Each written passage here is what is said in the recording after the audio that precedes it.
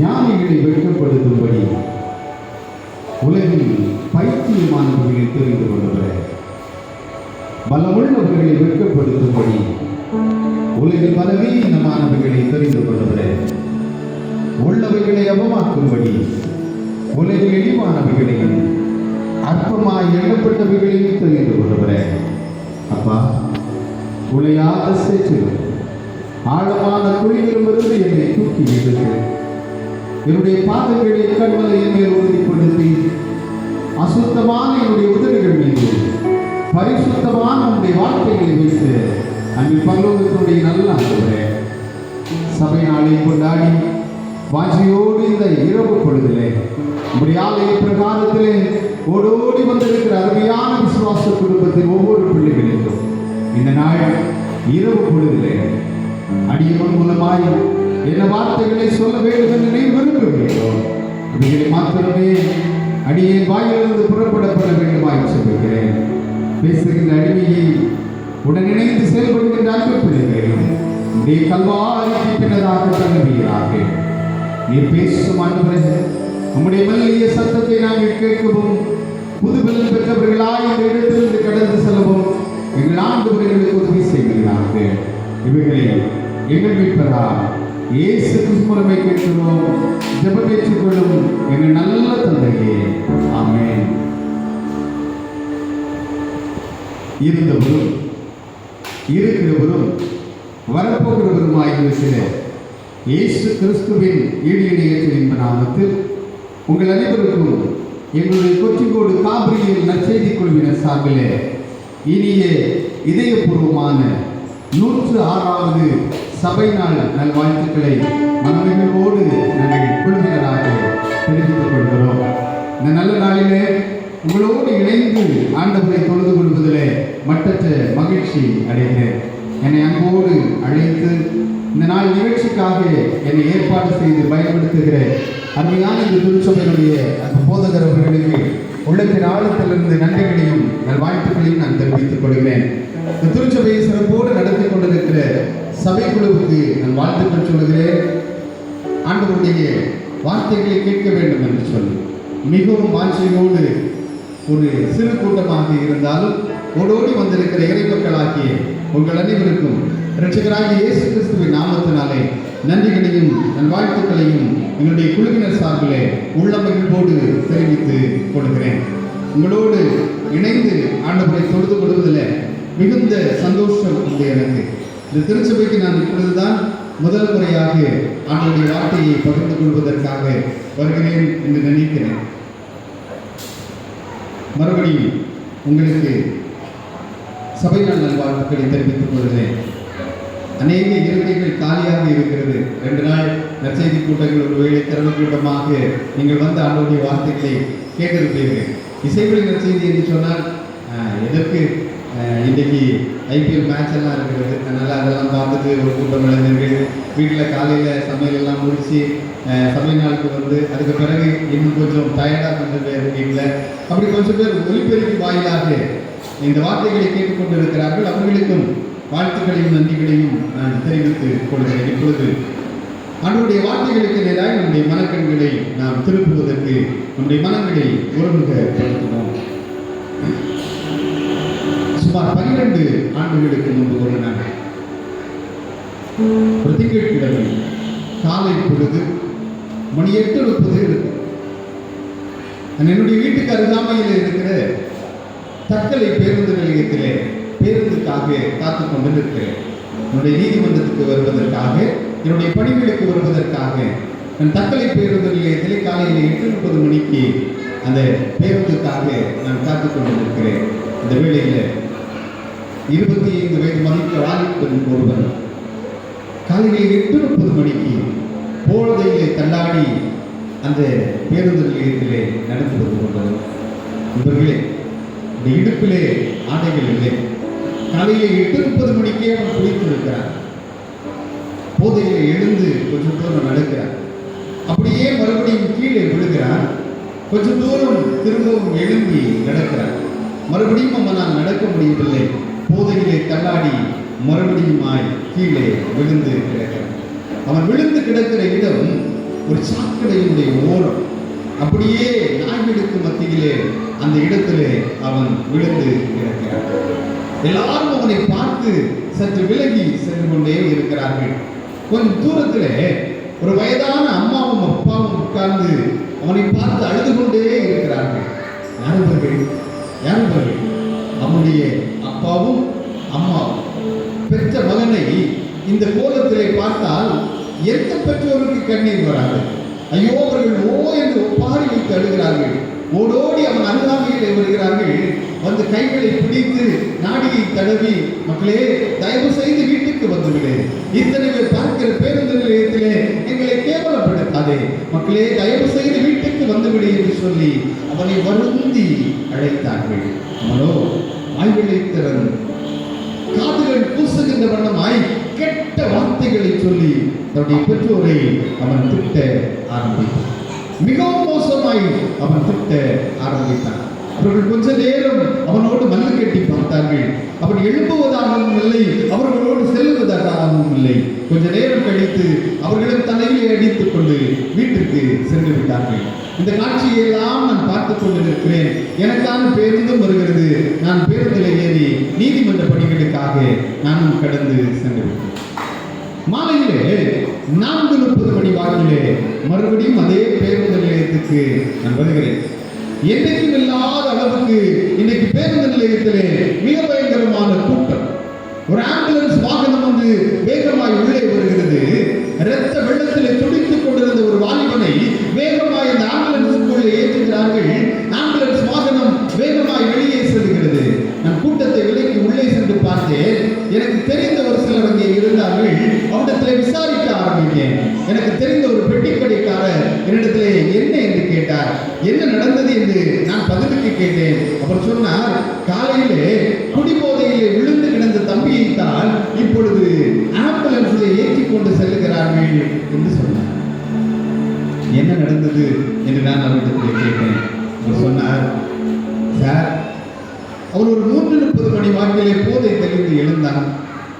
அவசரமாய் தன்னுடைய ஆடைகளை எல்லாம் சரி செய்தான். தலையிலே அடித்துக் கொண்டான். ஒரு பைத்தியக்காரனை போல இங்குமாய் நான் தவறு செய்து விட்டேன் என்று சொல்லி ஒரு பித்து பிடித்தவனை போல அந்த பேருந்து நிலையத்தில் அங்குமிங்குமாய் அலைந்து தெரிந்தான்.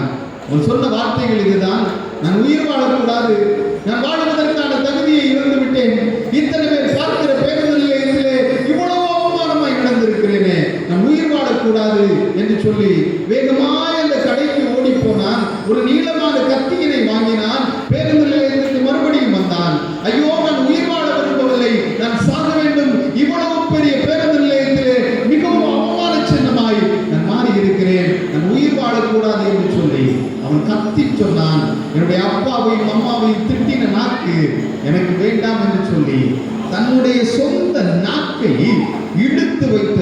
மறுத்து தற்கொலை செய்து கொள்வதற்கு இந்த வாலிப தம்பி முயற்சி செய்தது. அவனைதான் இரத்த வெள்ளத்திலே துடிக்க துடிக்க நாக்கு துண்டான நிலையிலே பேருந்துக்கு அந்த ஆம்புலன்ஸ் வாகனத்திலே ஏற்றி மருத்துவமனைக்கு கொண்டு சென்றார். வீட்டுக்கு சென்றேன். எனக்கு படுத்தால் தூக்கம் வர அந்த வாலிப தம்பியுடைய முகம் என்னுடைய கண்களுக்கு முன்பதாக வந்து கொண்டே போகும். என்னுடைய மனதில் இருந்த ஒரே ஒரு கேள்வி இதுதான், இந்த வாலிபன் நல்லவனா இல்லை கெட்டவனா? காலையிலே குடிபோதையிலே பெற்றோர்களை திட்டினர், மாலையிலே போதை தெளிந்து எழுந்ததும் திட்டின நாக்கை வெட்டினவர். இவன் நல்லவனா இல்லை கெட்டவனா என்று சொல்லக்கூடிய எண்ணம் என்னுடைய மனதுக்குள்ளே ஓடிக்கொண்டே இருக்கிறது. தூக்கம் வரவில்லை. வாசிப்பதற்காக வேத புத்தகத்தை கையிலே எடுத்தேன். வேத புத்தகத்தை திறந்து படிப்பதற்கு தொடங்கினேன். அன்றைக்கு நான் படிக்கும்படியாய் எபிரேயர் 11வது அதிகாரம் என்னுடைய கண்களுக்கு முன்பதாக வந்தது. அதை படிக்க ஆரம்பித்தேன். அங்கே அழகான ஒரு பட்டியல் சொல்லப்பட்டிருக்கிறது.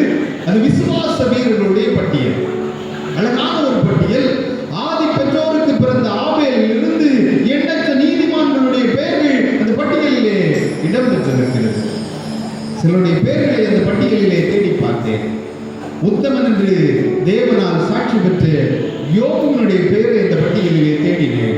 அவருடைய பெயர் அந்த பட்டியலிலே தேவனுக்காய் ஆலயத்தை கட்டின சாலோமோன் ராஜாவுடைய பெயரை அந்த பட்டியலிலே நான் தேடி பார்த்தேன். சாலோமோன் ராஜாவுடைய பெயர் அந்த பட்டியலிலே இல்லை. மாறாக 32வது வசனத்தை படிக்கிற பொழுது என்னுடைய கண்கள் மேலும் செல்லாமல் கீழும் செல்லாமல் அப்படியே ஒரே இடத்திலே நிலையாக நிற்கிறது. காரணம், அங்கே ஒரு வாலிப தம்பியுடைய பெயர் குறிப்பிடப்பட்டிருக்கிறது. அவன்தான் இன்றைக்கு நம்முடைய கதையினுடைய கதாநாயகன் யெப்தா. நண்பர்களே, நம்முடைய வாழ்க்கை முழுவதும் பிரச்சனைகளே சந்தித்த ஒரு வாலிபன், தவறான உறவிலே பிறந்த ஒரு குழந்தை, சொந்த நாட்டிலிருந்து துரத்தி அடிக்கப்பட்டவன், சொந்த வீட்டாராலே பகைக்கப்பட்டவன், எல்லா துன்பங்களையும் எல்லா துயரங்களையும் எல்லா பாடுகளையும் தன்னுடைய வாழ்க்கையிலே ஏற்றுக்கொண்ட ஒரு வாலிப தம்பி விசுவாச வீரர்களுடைய பட்டியலிலே எப்படி அவனுடைய பெயரை நிலைநிறுத்த முடியும்? ஆமாம், விசுவாச வீரன் யெப்தா என்று தலையிடுகிறே. யெப்தாவுடைய வாழ்க்கை வரலாற்றிலிருந்து எவைகளை நாம் கற்றுக்கொள்ள வேண்டும், எவைகளை விட்டுவிட வேண்டும் என்பதைத்தான் விசுவாச வீரன் யெப்தா என்ற தலையிடத்திலே இசைவழியின் செய்தியாய் உங்களோடு நான் பகிர்ந்து கொள்ளலாம் என்று விரும்புகிறேன். யாவரும் ஜெபசிந்தையோடு அமர்ந்திருப்போம். ஆண்டவருடைய மெல்லிய சத்தத்தினை இந்த நாள் இரவு பொழுதிலே உங்களுடைய காதுகள் கேட்கிறோம்.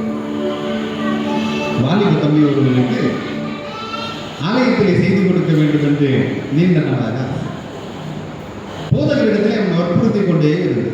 பயங்கரமா டென்ஷன். எந்த இடத்துக்கு போதகர் போனாலும் இவன் பின்னாடி போயிட்டே இருக்கும்.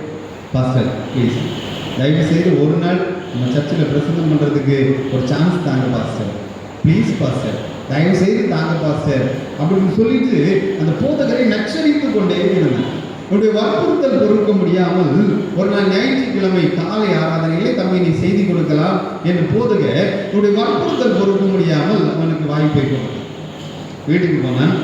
வேத புத்தகத்தினுடைய ஆதி ஆரம்பத்திலிருந்து வெளிப்படுத்தல் வரைக்கும் இங்கும் அங்கும் இங்குமாய் அவன் அழகாய் பயங்கரமாய் புரட்டினான். ஒரு அழகான செய்தியினை அவன் தயாரித்தான். இயேசு கிறிஸ்துவினுடைய 2வது வருகையை மையப்படுத்திய செய்தி அவனுடைய செய்தி. ஆகவே செய்திக்கு அழகான ஒரு தலைப்பை அவன் கொடுத்தான். இதோ சீக்கிரமாய் வருகிறேன். என்ன தலைப்பு? இதோ சீக்கிரமாய் வருகிறேன். இதுதான் அவனுடைய செய்திக்கான தலைப்பு. அவன் செய்தியை எப்படி தயாரித்தான்? இதோ சீக்கிரமாய் வருகிறேன் என்று சொல்லி தொடங்குவான். அப்படியே தொடங்கி தன்னுடைய செய்தியை அவன் நிறைவு செய்வான். இப்படி அவன் அழகாய் தயாரித்து வைத்திருந்தான். பேப்பரிலே எழுதி வைத்திருந்தான். இப்பொழுது குறிப்பிட்ட நாள் ஞாயிற்றுக்கிழமை காலை வேளை அவனுடைய திருச்சபையில 8:30 மணிக்கு ஆராதனை. தம்பி 8 மணிக்கு பிரசங்கம். முன் வரிசையிலே அமர்ந்திருக்கு. உங்களுடைய திருச்சபை பணக்கார திருச்சபை. நான் பிரசங்கம் பண்ணுறதுக்கு நல்ல டேபிள் எல்லாம் போட்டிருக்கீங்க. நாடகங்கள் அவ்வளோ ஸ்ட்ராங்காக. ஆனால் அது ஒரு ஏழை திருச்சபையாக இருந்தது. அங்கே இந்த பிரசங்கம் செய்கிற மேடைக்கு 4 காலுக்கு பதிலாக 3 கால் தான் இருந்தது. ஒரு கால் உடைந்து போயிடுச்சு. அதற்கு பதிலாக செங்கலை வைத்து அடை வைத்திருந்தார். அப்படித்தானே? 3 காலம் இருந்தது. ஒரு காலுக்கு பதிலாக என்னது, ஒரு 5-6 செங்கல் அடுக்கி வச்சு மேசையை அதுக்கு மேலே தூக்கி நிப்பாட்டி இருந்தாங்க. இப்பொழுது அது கொஞ்சம் கதகளி ஆடிக்கொண்டிருந்தது. அப்படியே தொட்டால் அப்படி டான்ஸ் ஆடும். அந்த கண்டிஷனில் அந்த டேபிள் இருந்தது. இப்பொழுது போதகர் அறிவித்தார்கள், இந்த நாளுக்கான இறை செய்தியை தம்பி சுஜின் அவர்கள் நமக்கு தருவார்கள். அப்படி சொன்ன உடனே எனக்கு ரொம்ப சந்தோஷம். உற்சாகமாய் மேடைக்கு போனான். மேடையை அப்படி வைத்தான், எல்லாத்தையும் வைத்து பைபிளை திறந்தான்.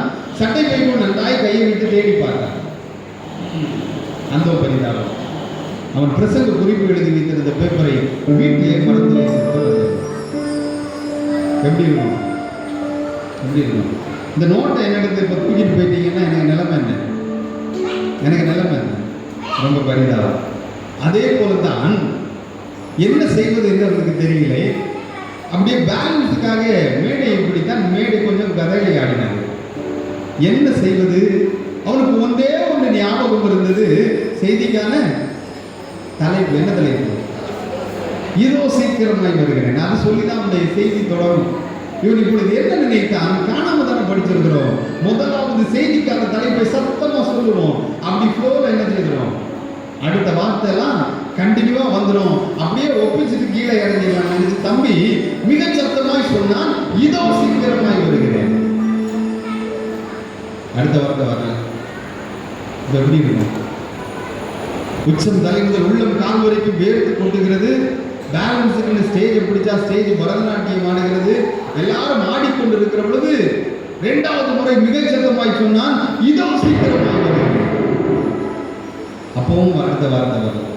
மேலே பார்த்த, ஆண்டவரே இது என்னப்பா சோதனை? போதகரிடத்துல வற்புறுத்தி அல்லவா இந்த வாய்ப்பினை வாங்கினேன். எனக்கு கொஞ்சம் இறக்கம் காட்டக்கூடாதா? எனக்கு கொஞ்சம் உதவி செய்யக்கூடாதா? நான் 3வது முறை சத்தமா ஆண்டவருடைய வார்த்தையை சொல்றதுக்காக செய்திக்கான தலைப்புரை சொல்லுவேன். அதே ஃப்ளோல அடுத்த வார்த்தை அப்படி கண்டினியூவா என்னுடைய வாயில வந்துடணும்னு சொல்லிட்டு மேடையை இறுக்க பிடித்து கொண்டு மிக மிக சத்தமாய் சொன்னா, இதோ சீக்கிரமாய் வருகிறேன். அந்த பரிதாபம் அவனோடு சேர்ந்து நொண்டி மேடையாட எல்லாரும் ஆடி போய் முன் வரிசையில் அமர்ந்திருந்த பாட்டியின் மீது போய் தூக்கம் விழும். பாட்டிக்கு கையில் கால உடம்பு போச்சு. பாட்டியை தூக்கிட்டு போய் சுசுகுசா மருத்துவமனையில், எலும்பு மருத்துவமனையில் சேர்த்தாரு. இவனும் கிளம்பி போயிட்டா. பாஸ்டர் ஆராதனை முடிச்சிட்டாரு. இவனுக்கு மனசுல ஒரே குற்ற உணர்வு. என்ன குற்ற உணர்வு? நம்ம விழுந்துலாம் பாட்டிக்கு கையில்லாலும் முறிஞ்சு போச்சு. பாட்டியை பார்க்கறதுக்காக பைக் எடுத்துட்டு எங்கே போனான்? ஹாஸ்பிட்டலுக்கு போனான். நம்ம போய் பார்க்கும் பொழுது ஒரு ரூம்ல பாட்டியோட கையையும் காலையும் தொட்டிலில் கட்டி ராக்கெட் லாஞ்சர் அப்படியே ரெட்டி பொசிஷன்ல நிற்கிறது மாதிரி பாட்டியை கீழே படுக்க வச்சிருக்கு. இவன் போய் பக்கத்தில் ஒரு சேரை எடுத்து போட்டு உட்காந்து பாட்டியை கையை மெதுவாக இருக்கமா பிடிச்சி நாடிய தலைவிலே சொன்னான்னா, என் செல்ல பாட்டி இல்லை, என் கண்ணு பாட்டி இல்லை, என் பொண்ணு பாட்டி இல்லை, தெரியாமல் செஞ்சிட்டேன் பாட்டிம்மா, என்னை மன்னிச்சுட்டு பாட்டிம்மா அப்படின்னு இன்னும் சொன்னாங்க. பாட்டி இவனை மான் போல பார்த்துட்டு இவனுக்கு கையை திரும்ப இழுக்க பிடிச்சிட்டு சொன்னாங்களா, என்ன மக்களே ஒரு தப்புமே நீ செய்யலப்பா, நீ என்ன சொல்லாமல விழுந்த அப்படின்னா. என்னது? நீ என்ன சொல்லாமலா விழுந்த அப்படின்னாங்க. முதல் தடவை பாட்டி பார்த்து என்ன சொன்னேன்? என்ன சொன்னேன்? சொல்லுங்கப்பா, என்ன சொன்னேன்? இதோ சீக்கிரமாய் வருகிறேன் அப்படின்னு சொன்னேன். நான் என்ன செய்திருக்கணும்? என் பேரன் வரப்போகிறான். அவனுக்கு என்ன கஷ்டமோ தெரியல, கொஞ்சம் சைடில் ஒதுங்கி போய் உட்காந்துருக்கணும். 2வது தடவை செவிட்டு பாடிக்கு கேட்கணும்னு சத்தமாக சொன்னேன், இதோ சீக்கிரமாய் வருகிறேன். அப்போ மாதிரி நான் ஒதுங்கினேன். 3வது தடவை ராசாணி சொல்லிட்டு தானப்பா விழுந்தேன். ஆண்கள் எல்லாம் கொஞ்சம் அட்வான்ஸாகவே திங்க் பண்ணி முன்னாடி ஒரு 4-5 ரோ விட்டு பின்னாடி உட்காந்துருக்கிறாங்க. விழுந்தா மேலே விழக்கூடாது. ஆனால் நீங்கள் முதல் வரிசையிலே இருக்கிறீங்க. சரி நண்பர்களே, நம்ம அமர்ந்திருப்பது தேவனுடைய ஆலய பிரகாரம். ஒரே ஒரு ஜெபம் நம்முடைய மனதில் இருக்கட்டும். ஆண்டவரே, நான் 106வது சபை நாளுக்காக இந்த நிகழ்வுக்காக நான் வந்திருக்கிறேன். 106 வருடம் உடைய திருச்சபையினுடைய வாழ்க்கையை நான் ஒரு ஆசீர்வாதமாய் தந்திருக்கிறேன். இந்த நாள், இந்த நிமிடம் வரைக்கும் ஆண்டவர் என்னை காத்து வந்திருக்கிறேன். இது எனக்கு தந்திருக்கிற ஒரு கிஃப்ட் ஆண்டவர். ஒரு ஈவாய் இந்த வாய்ப்பினை எனக்கு தந்திருக்கிறேன். நான் இந்த இடத்திலிருந்து திரும்பி செல்கிற பொழுது நான் வந்த வண்ணமாய் போகவே கூடாது. இந்த இடத்திலிருந்து நான் திரும்பி போகிற பொழுது வந்த வண்ணமாய் நான் திரும்பி போகவே கூடாது. ஏதாயிரம் ஒரு சின்ன மாற்றம், ஒரு சின்ன சேஞ்ச் என்னுடைய வாழ்க்கையிலே நான் பெற்றுக்கொண்டு இந்த இடத்திலிருந்து கடந்து செல்வதற்கு என் ஆண்டவர் எங்களுக்கு உதவி செய்யும் என்று சொல்லக்கூடிய ஜெப சிந்தையோடு நாம் அமர்ந்திருப்போம். ஆண்டவருடைய வார்த்தைகள் நம்முடைய காதுகளை அல்ல, நம்முடைய காதுகளை அல்ல, நம்முடைய உள்ளத்தை தொடட்டும். இந்த நாள் நற்செய்தி அறிவிக்கிற நாள். இந்த நாள் நம்முடைய வாழ்க்கையினுடைய மறுமலர்ச்சிக்கு உரிய நாள். இந்த நாள் நம்முடைய வாழ்க்கையில மாற்றத்தை கொண்டு வருகிற நாள். நாம் யாவரும் ஜெப சிந்தையோடு ஆண்டவருடைய சமூகத்திலே அமர்ந்திருப்போம். ஆண்டவருடைய மெல்லிய சத்தத்தினை நாம் கேட்போம். அது நியாயாதிபதிகள் நியாயம் விசாரித்துக் கொண்டிருந்த காலம். யார் அந்த நியாயாதிபதிகள்? இறைவனுடைய அறிவுரையை கேட்டு இஸ்ரவேல் ஜனங்களை வழிநடத்தும்படியாய் இறைவனால் இஸ்ரவேல் ஜனங்களுக்கு கொடுக்கப்பட்ட நீதி தலைவர்கள் தான் இந்த நியாயாதிபதிகள். இவருடைய ஆளுமைக்கு கீழே அந்த இஸ்ரவேல் தேசம் இருக்கிற அந்த காலகட்டத்திலே யோர்தானுக்கு கிழக்கே செழிப்பான ஒரு மலை தேசம் இருக்கிறது. அந்த தேசத்தினுடைய பெயர், அந்த நாட்டினுடைய பெயர் கீலேயாத். தேசத்தினுடைய பெயர் என்ன? சத்தமாய் சொல்லுங்கள். கீலேயாத். அந்த கீலேயாத் என்று சொல்லக்கூடிய தேசத்திலே அழகான ஒரு குடும்பம் இருக்கிறது. அந்த குடும்பத்தினுடைய தலைவனுடைய பெயர் கீலேயாத். தேசத்தினுடைய பெயர் என்ன? கீலேயாத். அந்த குடும்ப தலைவனுடைய பெயர் என்ன? கீலேயாத். இந்த குடும்பத்தில் தான் நம்முடைய கதைகளுடைய கதாநாயகன் யெப்தா வந்து பிறக்கிறார். ஒரு குழந்தையை பெற்றெடுக்க வேண்டும் என்றால் அப்பாவும் வேண்டும், அம்மாவும் வேண்டும். வேதத்திலே அவருடைய அப்பாவுடைய பெயர் கிலேயாத் என்று சொல்லப்பட்டிருக்கிறது. ஆனால் ஆதியாகமத்திலிருந்து வெளிப்படுத்தல் வரைக்கும் நானும் பலமுறை தேடி பார்த்திருக்கிறேன். எங்கும் யெப்தாவுடைய அம்மாவுடைய பெயர் சொல்லப்படுகிறது. காரணம் என்ன? காரணம் என்ன? வேதம் சொல்லுகிறது, அவனுடைய தாய் ஒரு பரஸ்திரியாய் இருந்தாள். ஒரு விலைமானுக்கு மகனாய் பிறந்தவர், ஒரு விபச்சாரி பெற்றெடுத்த குழந்தை. நண்பர்களே, நல்ல குடும்பங்களிலே பிறக்கிற குழந்தைகளே இன்னைக்கு வாழ்வதற்கு சிரமப்படுகிற பொழுது ஒரு விபச்சாரி பெற்றெடுத்த குழந்தை, ஒரு பரஸ்திரியினுடைய குமாரன் இந்த சமூகத்திலே வாழ்வதற்கு எத்தனை சிரமப்பட்டிருப்பான், எத்தனை அவமானங்களை ஏற்றிருப்பான், வாழ்வதற்கு எத்தனை போராட்டங்களை இந்த வாலிப தம்பி சந்தித்திருப்பான். இந்த நாட்களிலே கல்விக்கு இவ்வளவு முக்கியத்துவம் இல்லை, வீரத்திற்கு தான் அதிக முக்கியத்துவம். ஆகவே இவன் என்ன செய்தான்? எல்லா அவமானங்களையும் வெறுத்து ஒதுக்கினவனாய் தன்னுடைய உடல் பலத்தை பெருக்கிக் கொண்டான். யெப்தா நடந்து வருகிற பொழுது எல்லாரும் சொல்லுவார்களாம், ஆண்மகன் என்றால் இப்படித்தான் இருக்க வேண்டும். தைரியத்திலே உயர்ந்தவனாய், தினவெடுத்த தோள்களோடு ஒரு புஜபல பராக்கிரமசாலியாக, யுத்தங்களிலே முன்னணியிலே நிற்கிறவனாக, எல்லாரும் பார்த்து பராக்கிரமசாலி என்று பிரமிக்கத்தக்க வண்ணமாய் இந்த கீலேயாத்துடைய குடிகளிலே யெப்தா என்று சொல்லக்கூடிய வாலிப தம்பி இதோ கம்பீரமாய் வாழ்ந்து வருகிறார். கீலேய குடிகளிலே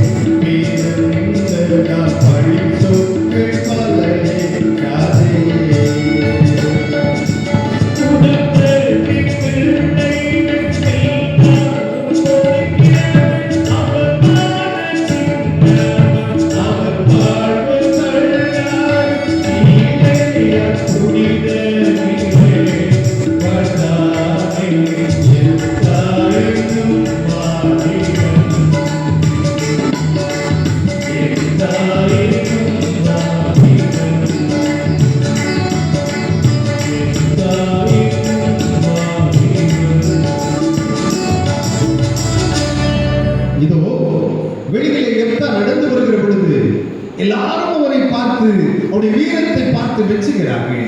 ஆனால் அவருடைய சொந்த வீட்டிலோ, அவன் வாழ்கிற அந்த வீட்டிலோ அவனுக்கு நிம்மதி இல்லை. காரணம் என்ன தெரியுமா? கிளையாத்துடைய சொந்த மனைவியும் அவன் சொந்த மனைவி பெற்றெடுத்த பிள்ளைகளும் எப்தாவின் மீது பொறாமை கொண்டார்கள். எப்தாவின் மீது பொறாமை கொண்டார்கள். அவருடைய எண்ணங்கள் எல்லாம் என்ன? இவன் இவ்வளவு பராக்கிரமசாலியா இருக்கிறானே, ஒருவேளை நம்மை நம்மையெல்லாம் அடித்து கொண்டுவிட்டு அப்பாவுடைய சுதந்திரத்தை எல்லாம் இவர் சுருட்டி கொண்டு போய்விட்டால் நாம் என்ன செய்ய முடியும்? நாம் என்ன செய்ய முடியும்? அவன் மீது பொறாமை கொண்டவர்களாய் அவன் எப்படியாவது வீட்டை விட்டு துரத்தி அடிக்க வேண்டும் என்று முடிவு செய்கிறார்கள். என்னை கேட்கிற அருமையான தேவ ஜனமே, உங்களிடத்தில் ஒரு கேள்வி கேட்க விரும்புகிறேன். பொறாமை என்பது ஒரு வியாதியா ஒரு குணமா? வேதத்தினுடைய அடிப்படையில் வியாதினா என்ன வியாதின்னு சொல்லுங்க. என்ன வியாதி? எலும்புருக்கு. Very good. நீதிமொழிகளின் புஸ்தகம் 14வது அதிகாரம் 30வது வசனம் இப்படி சொல்லுகிறது, சொஸ்த மனம் உடலுக்கு ஜீவன், பொறாமையோ என்றால் எலும்புருக்கி. இப்ப சொல்லாமா, இங்கு கூட்டத்தில் இருக்கிற எத்தனை பேர் இந்த எலும்புருக்கி வியாதியோடு இருக்கிறீர்கள்? ஓஹோ, யாருக்குமே பொறாமை இல்லையா? உண்மையா, சத்தியமா? பரமானத்தில் உள்ள விசுவாச குடும்பத்தாரெல்லாம் அவ்வளவு நல்லவங்களா? நிஜமாவா? கர்த்தருக்கு மகிமை அப்படிதானே? அப்படி இருந்தால் ரொம்ப சந்தோஷம். ஆனால் உங்கள் இடத்த மாதிரி இல்லை, எங்கள் ஊர்ல எல்லாம் ரொம்ப பொறாமை. இதில் ஆண்களை கொஞ்சம் மெச்சுக்கொள்வேன். ஆண்கள் பெருசாக பொறாமப்பட மாட்டாங்க. ஆனால் அக்கா மாதிரி ரொம்ப மோசம், ரொம்ப மோசம். என் வீடு ஒரு கிராமம். வீட்டில் கரண்ட் போயிடுச்சுன்னா என்ன செய்யணுமா? என்ன செய்யணும்? பேசுங்களேன். என்ன செய்யணும்? எமர்ஜென்சி ஆன் பண்ணணும், இல்லைன்னா கேண்டில் கொடுத்தோன்னா ஏதாவது செய்யணும். அப்படிதானே? ஏதாவது செய்யணும். எங்கள் வீட்டு பக்கத்துலலாம் நான் பார்த்துருக்கிறேன், வீட்டில் கரண்ட் போயிடுச்சுன்னா அக்கா மாதிரிலாம் ஸ்ட்ரீட்டுக்கு ஓடி வந்துடுவாங்க. என் வீட்டு பக்கத்தில் ஒரு அக்காலாம் கரெக்டாக ஓடி வந்துடுவாங்க, ஸ்ட்ரீட்டுக்கு வந்துடுவாங்க. வந்து இங்கேயுமா பார்ப்பாங்க. பார்த்துட்டு இந்த பக்கம் திரும்பி, கிரேசியக்கா உங்கள் வீட்டில் கரண்ட் இருக்கா அப்படின்னு கேட்பாங்க. எதுக்கு கரண்ட் கிடம் வந்துடலாம்? இல்லை. என்ன அர்த்தம்? என் வீட்டில் கொடுக்குற கரண்ட் கிரேசிக்கு வீட்டில் இருக்கக்கூடாது. கிரேசியக்கா சொல்லுவாங்க, மக்களே எங்கள் வீட்டில் கரண்ட் இல்லை. இந்த பக்கம் திரும்பி, ரோஸ்லேக்கா உங்கள் வீட்டில் கரண்ட் இருக்கா? ஒருவேளை தப்பி தவறி ரோஸ்லேக்கா மட்டும் என் வீட்டில் கரண்ட் இருக்குதுன்னு சொன்னாங்கன்னு வச்சுக்கோங்க, அந்த லைன்மேன் அன்னையோட சேர்த்தான். அவனை வட்டிக்கு வாங்கி திட்டுவான். அவன் நல்லா இருப்பான், அவன் விளங்குவான், அவன் குடும்பம் விளங்குவான், அவன் பிள்ளை விளங்கும். எதுக்கு? ஒரு சாதாரண கரண்ட். எவ்வளவு பொறாமையுடைய உச்சத்தில் நம்ம இருந்து கொண்டிருக்கிறோம். இது ஒரு மிகப்பெரிய வியாதி என்பர்களே. நம்முடைய தனிநபர் வாழ்க்கையை, நம்முடைய குடும்ப வாழ்க்கையை, நம்முடைய திருச்சபை வாழ்க்கையை அழிக்கிற ஒரு வியாதி. நாகர்கோவில் பட்டணத்தில் நடந்த ஒரு சம்பவம். எதிர்த்து 2 வீடுகள். ஒரு வீடு பெரிய பணக்கார வீடு, அதுக்கு எதிர்த்தாப்புல இருக்கிற வீடு ரொம்ப ஏழை வீடு. அந்த பெரிய பணக்கார வீட்டில் இருக்கிற அந்த மகனுக்கு இப்பொழுது திருமணம் முடிந்து இருக்கிறது. அந்த திருமணம் முடிந்து வீட்டுக்கு வரும் பொழுது இந்த எதிர்த்த வீட்டில் இருக்கிற அந்த அக்கா அந்த பிள்ளையோட கழுத்தை பார்த்துட்டா. ஒரு பெரிய தாலி போட்டிருந்தாங்க, 11 பவுனுக்கு ஒரு பெரிய தாலி இருக்குது. இந்த அக்காவுக்கு கழுத்துல 3 பவுனுக்கு ஒரு தாலி. என்னைக்கு இந்த அக்கா அந்த 11 பவுன் தாலியை பார்த்து பொறாமப்பட்டாங்களோ, அன்னையிலிருந்து வீட்டில் புருஷனுக்கு சாப்பாடே கிடையாது. அவனை ரொம்ப மோசமா, நீ எல்லாம் ஒரு ஆண் பிள்ளையா, நீ எல்லாம் ஒரு மனுஷனா, நீ எல்லாம் எதுக்கு உயிரோடு இருக்கிற, இப்படியே திட்டி அவர் கொண்டு வர சம்பளத்தை எல்லாம் செலவே பண்ணாம அந்த அக்காவுக்கு சேர்க்க ஆரம்பிச்சாங்க. எதுக்கு? அதே மாதிரி 11 பவுனுக்கு தாலி வாங்க. நீ எனக்கு 3 மாதிரி போட்டிருக்க, அவன் வடம் மாதிரி கட்டியிருக்கான், அவன் தான் அவன். அப்பா அவ்வளவு டார்ச்சர். இடையில இந்த வாலிபன் இவருடைய கணவர் உடல்நலம் பாதிக்கப்பட்டான். அப்பொழுது கூட அந்த அக்கா அவருக்கு அந்த மருத்துவமனைக்கு எந்த செலவும் பண்ணவில்லை. எப்பவும் தாலி என்று சொல்லி தாலிக்கான பணத்தை சேர்த்து கொண்டே இருந்தார்கள். ஒரு குறிப்பிட்ட நாள் 11 பவுன் தாலி வாங்குகிற அளவுக்கு அந்த அக்காவுடைய சேமிப்பிலே பணம் சேர்த்து காலையில் கிளம்பி வெளியில போறாங்க. இந்த கணவன் வெளியில உட்கார்ந்து நெஞ்சை பிடிச்சிட்டு இருமிக்கிட்டே இருக்கிறான். லொக்கு அப்படி இருமிக்கிட்டே இருக்கிறான். முடியல. சொல்றேன், என்ன ஹாஸ்பிட்டல் கூட்டிட்டு போறது ரொம்ப கஷ்டமா இருக்கு, என்னால் மூச்சு விட முடியல, தயவு செய்து கொஞ்சம் பொறுமையா இருக்குங்க. நான் இன்னைக்கு தாலி வாங்க போறேன், பெரிய தாலி, அதே மாதிரி டிசைன் எல்லாம் பார்த்து வச்சுட்டேன், போய் தாலியை வாங்கிட்டு வந்து அதை நீங்க கட்டி விடுங்க, அதுக்கப்புறம் நம்ம 2 பேரும் சந்தோஷமா எங்க போகலாம், ஹாஸ்பிட்டலுக்கு போகலாம் அப்படின்னு சொல்லிட்டு அக்கா போய் அப்ப இருந்த அந்த ஷாஜகான் ஜுவல்லரியில அதை அழகா கொடுத்து அதே மாடல்ல 11 பவுனுக்கு இன்ச்சு குறையாம மில்லி குறையாம அப்படி ஒரு அழகான தாலியை வாங்கி கொண்டு வீட்டுக்கு வந்தார்கள். திண்ணையில கணவன் படுத்து கிடக்கிறான், அவனை எழுப்பினார்கள், அவன் எழும்பவில்லை, மறுபடியும் அழுத்தி எழுப்பினார்கள், எழும்பவில்லை, பதறி போனார்கள். டக்குன்னு முகத்துல கை வச்சு மூச்சில இருந்து காத்து வருதான்னு பார்த்தா காத்து வரல, காத்து வரல. வியாதிகளுடைய கொடுமை தாங்க முடியாமல் இந்த கணவன் மறித்து போனான். இப்போ அந்த அக்காவுடைய கரங்களிலே 11 பவுன் தாலி இருக்கிறது உண்மைதான், ஆனால் அதை கட்டுகிறதற்கு யாரில்லை, கணவன். பொறாமையினுடைய வாழ்க்கையில இப்படிப்பட்ட இழப்புகளை தங்குவோம். நம்முடைய தனிநபர் வாழ்க்கையில, நம்முடைய குடும்ப வாழ்க்கையில, நம்முடைய திருச்சபையினுடைய வாழ்க்கையில நான் விட்டுவிட வேண்டிய மிக முக்கியமான குணங்களில் ஒன்று இந்த பொறாமை. தயவு செய்து யாருக்காவது இந்த குணம் இருக்கு என்று சொன்னால் இந்த நாளில் இரவு பொருட்களை இந்த வியாதியிலிருந்து எனக்கு விடுதலையை தாரும் என்று சொல்லி ஜெப சிந்தையோடு நாம் அமர்ந்திருந்து ஜெபித்து ஆண்டவருடைய சமூகத்திலிருந்து இந்த வியாதியிலிருந்து விடுதலையை பெற்றுக் கொள்கிறோம்.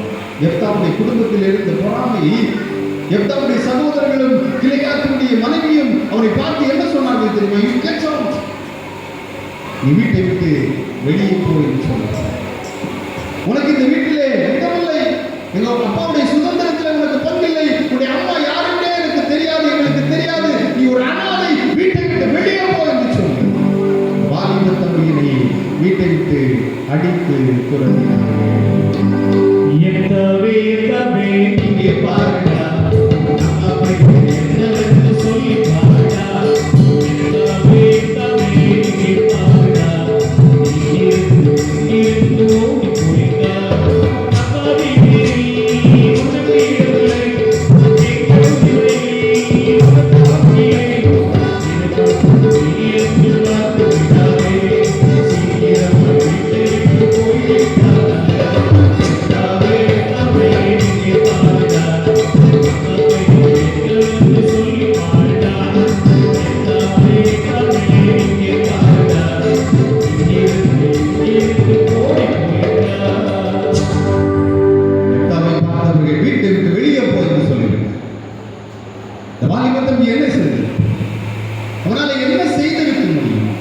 கால்களில் விழுந்து கதறி இருப்பார்.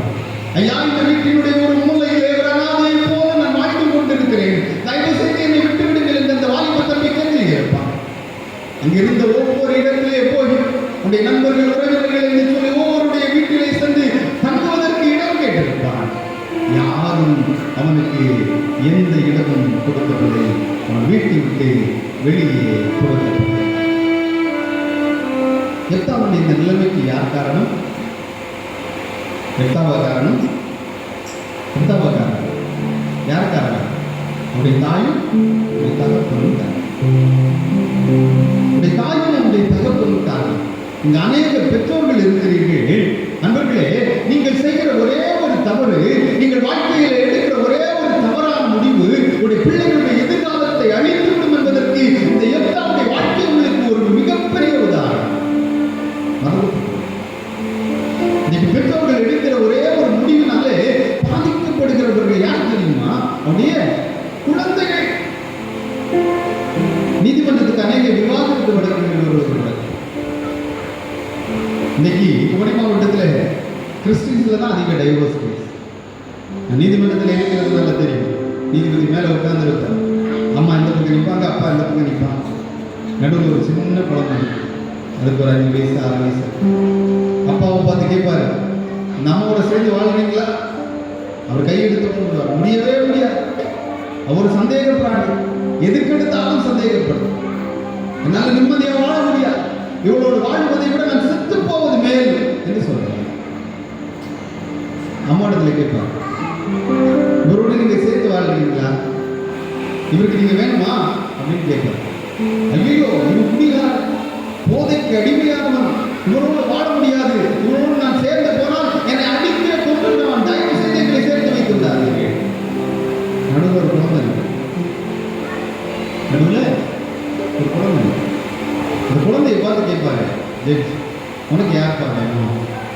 எனக்கு அப்பா வேணுமா இல்லை அப்பா வேணுமா இல்லை அம்மா வேணுமா? அந்த குழந்தை என்ன செய்யும் தெரியுமா? இப்படி திரும்பி ஒருக்க அப்பாவை பார்க்கும், திரும்பி அம்மாவை பார்க்கும், அப்பாவை பார்க்கும், அம்மாவை பார்க்கும், அப்பாவை பார்க்க அம்மாவை பார்க்கும். 2 பேரும் பார்த்து கடைசியில் அதை சொல்லும், எனக்கு 2 பேருமே வேணும், எனக்கு 2 பேருமே வேணும். அப்பாவுக்கு அம்மா வேண்டாம், அம்மாவுக்கு அப்பா வேண்டாம், ஆனால் உங்களுடைய பிள்ளைகளுக்கு 2 பேருமே வேணும். நம்முடைய வாழ்க்கையிலே ஒரே ஒரு தவறான முடிவுனாலே நம்முடைய பிள்ளைகளுடைய எதிர்காலத்தை நாம் எப்படி சிதைக்கிறோம் தெரியுமா? தர்மபுரி மாவட்டத்தில் நடந்த ஒரு சம்பவம். பிறந்து ஒரே ஒரு நாளான குழந்தை, இந்த குழந்தை தவறான உறவிலே பிறந்தது என்பதற்காய் தாய் இந்த குழந்தையை ஒரு முட்புதருக்குள் வீசி எறிந்து விட்டு போய்விட்டார். தாய் வீசி எறிந்து விட்டு போன இந்த குழந்தை இரவு பணியிலே இரவு முழுவதும் விழுகிறது. அதை தொட்டு தூக்குவதற்கு யாரும் இல்லை. பெற்ற தாய்க்கே இந்த குழந்தை வேண்டாம், பிறகு யாருக்கு வேண்டாம்? யாருக்குமே இந்த குழந்தையை பிடிக்கவில்லை, யாரும் அந்த குழந்தையை தூக்கவில்லை. யாருக்குமே பிடிக்காத அந்த குழந்தையை மறுநாள் காலை வேளையிலே பார்க்கிற பொழுது ஒரு தெரு நாய்க்கு நன்றாய் பிடித்தது. அந்த தெரு நாய் அந்த குழந்தையினுடைய தலை வேறாக, கை வேறாக, கால் வேறாக, குடல் வேறாக கடித்து குதறி கொண்டு போட்டது. இந்த குழந்தையுடைய இந்த நிலைமைக்கு யார் காரணம்? இந்த குழந்தையா காரணம்? பெற்றோர்கள் காரணம். எப்தாவுடைய இந்த நிலைமைக்கு யார் காரணம்? எப்தாவா காரணம்? இல்லை, எப்தாவுடைய பெற்றோர்கள் காரணம். இந்த குழந்தை வாலிப தம்பி அலைந்து திரிகிறார். காடுகளிலும் மேல்களிலும் இருப்பிடம் தேடி, வாழ்விடம் தேடி தன்னுடைய சொந்த இடத்தை கடந்து செல்வதாக காடுகளிலும் மேடுகளிலும் எப்தா அலைந்து திரிகிறார்.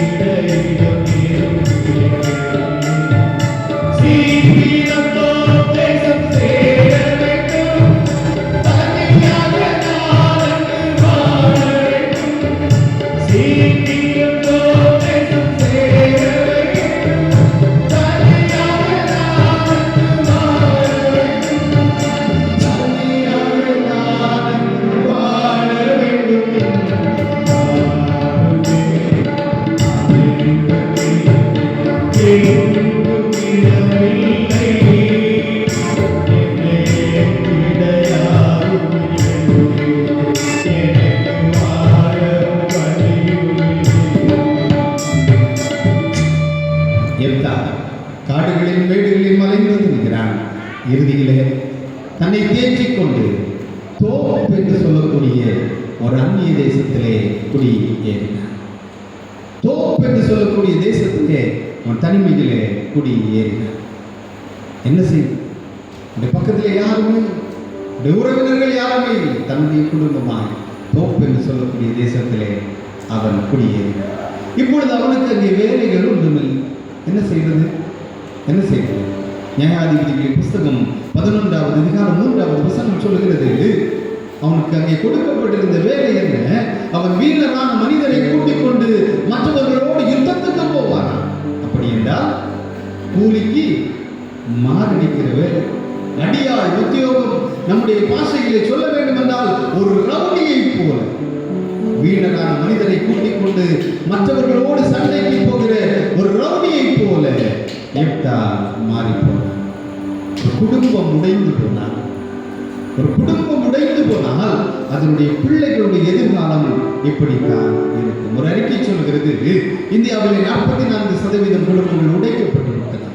உளவியல் ரீதியாக 36% குடும்பங்கள் ஏதோ வாழுகிறோம் என்ற குடும்பத்தில் வாழ்ந்து கொண்டிருக்கிறார்களா? ஒரு 20% குடும்பங்கள் தான் மனநிறைவோடு மனமகிழ்ச்சியோடு இருப்பதாய் அதிர்ச்சி தருகின்ற அந்த ஆய்வறிக்கை சொல்லுங்கள். நம்முடைய குடும்பங்கள் எப்படி இருக்கிறது? உடைந்து போயிருக்கிறதா? உடைகின்ற தருவாயிலே இருக்கிறதா? இல்லை. யோசுவா சொன்னது போல நானும் என் வீட்டார் நோய்ந்தால் கர்த்தரையே சேவிப்போம் என்று சொல்லுகிற வண்ணமாய் குட்டி பரலோகம் போல நம்முடைய குடும்பம் இருக்கிறதா? இந்த நாளிலே யோசித்து பார்க்க அழைக்கப்படுகிறோம். வாழ்க்கையினுடைய எதிர்காலம் எப்படிப்பட்டதா இருக்கிறது?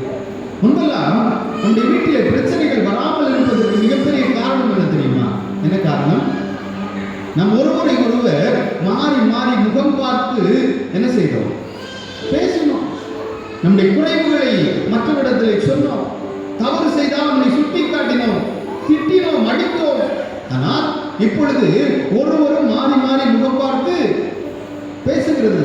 முன்னாடி எல்லாம் வீட்டுக்கு நடுவில் ஒரே ஒரு டெலிஃபோன் இருக்கும், அப்படிதானே? இந்த பழைய மாடல் ஃபோன் இப்படி சுற்றி சுற்றி விடுறது. அதுக்கப்புறம் தான் இந்த பட்டன் இருந்துச்சு. அந்த ஒரே ஒரு ஃபோன் இருக்கும், அது எப்பமாவது அழைப்போம், இப்படிதானே? யாரையாவது. மற்ற நேரத்தில் எல்லாம் குடும்பமாய் உட்கார்ந்து நம்ம என்ன செய்து கொண்டிருக்கிறோம்? பேசிக்கொண்டிருக்கிறோம். இப்பொழுது ஆளாளுக்கு கையில் ஒவ்வொரு செல்போன் இருக்கு. ஆளாளு ஒவ்வொரு முக்குக்கும் மூலைக்கும் உட்கார்ந்து, இப்படிதானே? எது இல்லாமலும் இருந்தது. ஆனால் இந்த மொபைல் ஃபோன் மட்டும் இல்லாமல் யாரும் இருக்க முடியாது என்று சொல்லக்கூடிய நிலைமைக்கு நம்ம வந்திருக்கோம். இதனால் எவ்வளவு பாதிப்பு தெரியுமா? இப்படிதான் ஒரு வாலிப தம்பி கிறிஸ்துமஸுக்கு முந்தின நாள் ஒரு துணி எடுத்தான், பேண்ட், ஒரு நீளமான பேண்ட் எடுத்தான். வீட்டில் வந்து போட்டு பார்த்தா ஒரு 4 இன்ச்சு கீழே நீளமாக இருந்தது, பாட்டம் கீழே நீளமாக இருந்துச்சு. அவனுக்கு இப்பொழுது வெட்டி அதை மடக்கி தைச்சாலும் நாளைக்கு காலையில் என்ன செய்ய முடியும்? கிறிஸ்துமஸ் ஆராதனைக்கு போட்டுட்டு போக முடியும். என்ன செய்வது என்று தெரியவில்லை. அம்மாவை போய் கேட்டான். அம்மா அப்போ தான் வேலையை முடிச்சு 7:30 மணிக்கு எதுக்கு முன்னாடி உட்காந்துருந்தாங்க. 7:30 மணிக்கு என்ன செய்யுது? என்ன செய்யுது தெரியும்? டிவியில் வந்து பார்த்தா தெரியும். 7:30 மணிக்கு டிவி சீரியல் பார்க்கறதுக்கு அம்மா உட்காந்துருந்தாங்க. அவங்களுக்கு பயங்கரமாக கோவம் வந்துருச்சு. நான் இப்போ தான் டிவி முன்னாடி உட்காந்துருக்கேன், நான் ஒன்றும் தச்சு தர முடியாது, வெளியே போ அப்படின்னா. அக்காவை பார்த்தான். அக்கா லேப்டாப்பில் அப்போ தான் தட்டிக்கிட்டு இருந்தான். முடியவே முடியாது, நான் இப்போ தான் ஃப்ரெண்ட்ஸோட சேட் பண்ணிட்டு இருக்கேன், முடியவே முடியாது, ஓடி போயிருந்தேன். நேரம் போனால் அப்பாட்ட கேட்டேன். அப்பா தான் மொபைல் எடுத்து ஏதோ கேம் விளையாடிட்டு இருந்தாரு. அவரும் முடியாதுன்றார். என்ன செய்யறதுன்னு தெரியல. பாட்டி வெளியில் விடுதியில் ஒரு ஹெட்ஃபோன் மாட்டி எஃப்எம் கேட்டுட்டு இருந்தாங்க. அவங்களுக்கு போய் கேட்டு பார்த்தேன், முடியவே முடியாது, ஓடி போயிருந்தாங்க. என்ன செய்யறதுன்னு தெரியல. இவனே 4 அவனுக்கு தெரிஞ்சது மாதிரி வெட்டி மடக்கி தைச்சிட்டு இவன் படுத்துட்டான். நாளைக்கு கிறிஸ்துமஸுக்கு போகணும்ல. ஒரு 8:30 போல பாட்டி எஃப்எம் முடிச்ச பிறகு எழுப்புனாங்க. ஐயோ, என் பேர் ஆரஞ்சு மிட்டாய் எனக்கு வாங்கி தருவானே, அவன் எவ்வளோ நல்லவன், அவனுக்காக நான் இதை கூட செய்யலைன்னா என்ன செய்யுதுன்னா அந்த பாட்டி எழுப்பி ஒரு 4-5 அவன் பேக்கில் வெட்டிட்டு மடக்கி தைச்சிட்டு அவங்க படுத்துட்டாங்க. கொஞ்ச நேரம் கழிச்சு அக்கா எழுப்பா, ஐயோ எனக்கு ஒன்று கண்ணு ஒரே ஒரு தம்பி தான் உண்டு, அவன் கேட்டு செய்யலைன்னா தப்பாக இருப்பேன்னு அவங்க ஒரு 4-5 வெட்டி மடக்கி தைச்சிட்டு படுத்துட்டாங்க. கொஞ்ச நேரம் கழிச்சு அப்பா எழுப்பினார். என்னது பேண்ட் கொஞ்சம் கட்டையாக இருக்குது, பரவாயில்ல, இப்போ பேஷனாக இருக்கும் அப்படின்னு சொல்லிட்டு அவர் பாட்டுக்கு 4-5 வெட்டி மடக்கி தைச்சிட்டு அவரும் படுத்துட்டாரு. கொஞ்ச நேரம் கழிச்சு 10:30 போல சீரியல் எல்லாம் முடிஞ்சு அம்மா எழுப்புனாங்க. அம்மா எழுப்பி என்னுடைய செல்ல மகன் ஆசை மகன் என்ன சொன்னாலும் கேட்பான். அவன் இன்னைக்கு இதுதான் செய்து கொடுக்க மாட்டேன் நான். அவங்களும் அவங்க பங்குக்கு ஒரு 4 வெட்டி மடக்கி தைச்சிட்டு படுத்துட்டாங்க. காலையில் எழும்புறான் தம்பி, என்ன செய்யறான்? நல்லா குளிச்சு கூட்டப்பெல்லாம் மாறி சட்டையெல்லாம் எடுத்து போட்டுட்டு பேண்ட் எடுத்து போட்டான். அந்த பரிதாபம், அவன் போட்ட பேண்டு நிற்கிறான். எதனால? Communication gap. நம்முடைய குடும்பங்களிலே இந்த பிரச்சனை வராமல் பார்த்துக்கொள்வோம். பேசும் எந்த குறைவுகள் இருந்தாலும் மாறி மாறி ஒருவர் முகம் பார்த்து இன்னொருவர் பேசுகிற பொழுது அந்த உறவுகள் மலரும். ஒன்றும் இல்லைங்க, சாப்பிடுற நேரத்திலேயாவது சேர்ந்து உட்கார்ந்து சாப்பிட பழகி கொண்டோம் என்று சொன்னால் இந்த குடும்பத்தில் மிகப்பெரிய பிரச்சனைகள் கூட சின்ன பிரச்சனைகளாய் மாறி எப்பொழுது குடும்பத்தினாலே துரத்தப்பட்ட இருந்தார் அந்நிய தேசத்திலே இதோ ஒரு ரவுடியை போல ஒரு வாழ்க்கையை தொடர்கிறார். இந்த சூழ்நிலையிலே கீழேயா உள்ளடக்கிய இஸ்ரவேல் தேசத்திலே மிக பயங்கரமான பிரச்சனை. என்ன பிரச்சனை? அம்மோன் புத்திரர்கள் பாளையம் இறங்கி இருக்கிறார்கள். தேசம் முழுவதும்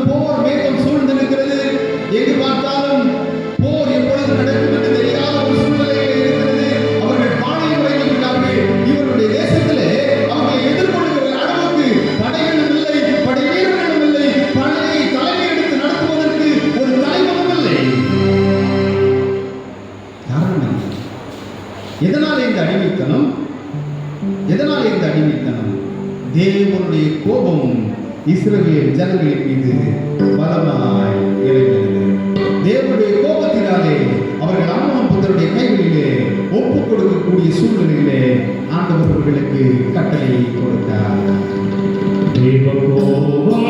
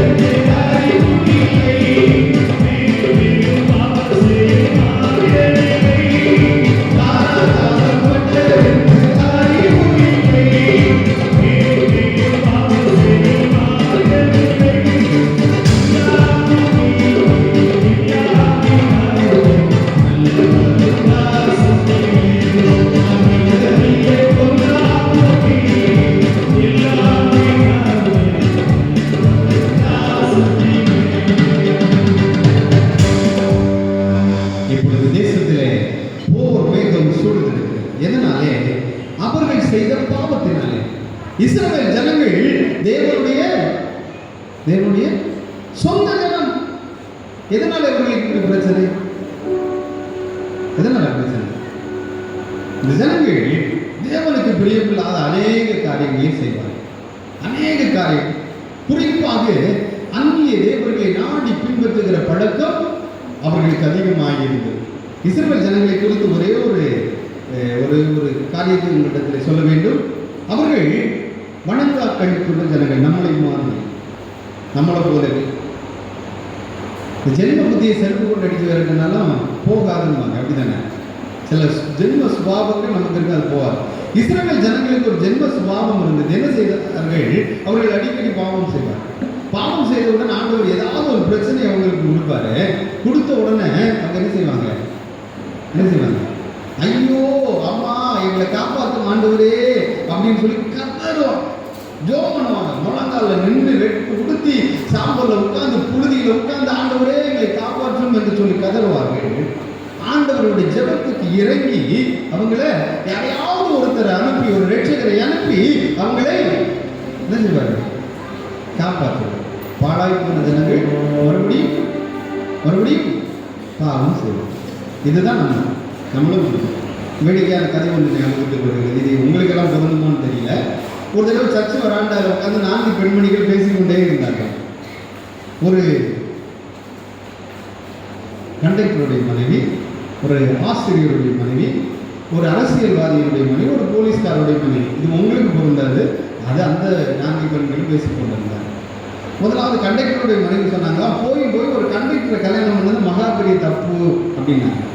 என்ன பிரச்சனைன்னு கேட்டாங்க. கேட்டவுடனே அவங்க சொன்னாங்களா, கண்டக்டர் கல்யாணம் பண்ணதுலேருந்து என்ன இந்த மனுஷன் வாசல்லே நிற்க விட மாட்டேங்கிறான். அது வாசலில் நிற்க விட மாட்டேங்கிறான். என்ன சொல்கிறான்? நான் வாசலில் நின்னா ஏ உள்ள வா, ஏ உள்ள ஏறி வா, ஏ உள்ள வா, ஏ உள்ள ஏறி வா இப்படி கூப்பிட்டுட்டே இருக்காங்க. ஒரு பஸ்ஸில் நின்று கூப்பிட்டு அவங்க ஜென்ம சுபாவமாக அது மாறிடுச்சு. எல்லா இடத்துலையும் அதான் ஏ உள்ள வா, ஏ உள்ள ஏறி வா, ஏ உள்ள வா இப்படி கூப்பிட்டு அது வீட்லேயும் கண்டினியூ ஆகிடுச்சு. நான் ஆசிரியருடைய மனைவி சொன்னாங்களா, உங்கள் பாடு பரவாயில்ல, என் பாடு ரொம்ப கஷ்டமாக இருக்குது. நான் ஏதாவது தப்பு பண்ணேன்னா என் புதுசாக உடனே எனக்கு இம்போசிஷன் கொடுக்குறாரு, இல்லைன்னா பெஞ்சு மேலே ஏறி நிற்க சொல்கிறாரு. அவருக்கு ஜென்ம சுபாவமாக இருக்குது. படிக்கலையா, பெஞ்சு மேலே ஏற ஒழுங்க பரிச்சை இம்போசிஷன் எழுதிருக்கலாம். இது அப்படியே வீட்டிலேயும் கண்டினியூ ஆகிடுச்சு. அடுத்த அரசியல்வாதிகளுடைய மனைவி சொன்னாங்களா, உங்கள் பாடு பரவாயில்ல, என் பாடு ரொம்ப மோசம். என்னம்மா பிரச்சனை? உங்களுக்கு என்ன பிரச்சனை? இந்த மனுஷனை தூங்க விட மாட்டேங்கிறான். அப்படியா? ஏதாவது மீட்டிங் முடிஞ்சு நைட்டு ஒரு 10-11 மணிக்கு மாதிரி எங்கள் பக்கத்தில் வந்து படுத்தா எனக்கு கொண்ட என் மைக்கு மாதிரி பிடிச்சிக்கிறான். பிடிச்சிட்டு பேருந்து கொண்ட மனைவியை விட அப்புறம் மதிப்புக்கு மரியாதைக்கு என் மாமியார் அவர்கள எனக்கு வெளியிலிருந்து ஆதரவு தந்து கொண்டு இருக்கிற குழந்தைகளை 3:45 வரைக்கும் பேசுகிறான். நான் எப்படி தூங்குறதுன்னு நம்ம போலீஸ்காரர்கள் சொன்னாங்க, அவங்க பாட்டெல்லாம் பரவாயில்ல, என் பாடு ரொம்ப மோசம். எனக்கு பயங்கரமாக செலவாகுது. என்ன பிரச்சனைமா, நான் ஏதாவது தப்புன்னா உடனே என் புருஷன் யூனிஃபார்ம் எல்லாம் எடுத்து மாட்டிக்குவார், பெல்ட் எல்லாம் கட்டிக்குவார், ஷூ போட்டுக்குவார், சாக்ஸ் போட்டுக்குவார், தலையில் தொப்பி வச்சிருவார், கிளாஸ் பெல்ட் போட்டுக்குவார், பெரிய நம்ம எடுத்துக்காரு. என்னை அடிக்கிறதுக்கு வாங்கி வருவார். 50 ரூபா அடிச்சு கையில் கொடுப்பாரு, வாங்கி பாக்கெட் வச்சுட்டு போயிட்டே இருப்பாரு. உங்களுக்கு ஜென்ம சுபாவம் மாறவே மாறாது. நமக்கு என்ன ஜென்ம சுபாவம்? இந்த கோவிடுக்கு முன்னாடி நம்ம என்ன சர்ச்சுக்கே வர்றது அப்படிதானே, சர்ச்சு பக்கம் போறதே இல்லை. சர்ச்செல்லாம் வெறிச்சோடி கிடந்தது. அப்போ ஆண்டவர் நமக்காக டிசைன் பண்ணார். எதை? கொரோனா. அது ஒரு வித்தியாசமான வைரஸ் அப்படிதானே, கேள்விப்பட்டிருக்கீங்க கொரோனா வைரஸினுடைய தன்மை.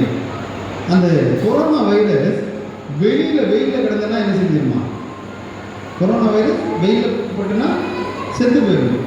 கையை சோப்பு போட்டு கிளம்புனா சோப்புக்கு அந்த வைரஸ் செத்து போயிடுமா?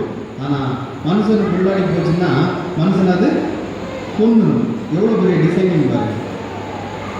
இப்போ அடுத்த டிசைனிங் நடந்துருக்கோம்.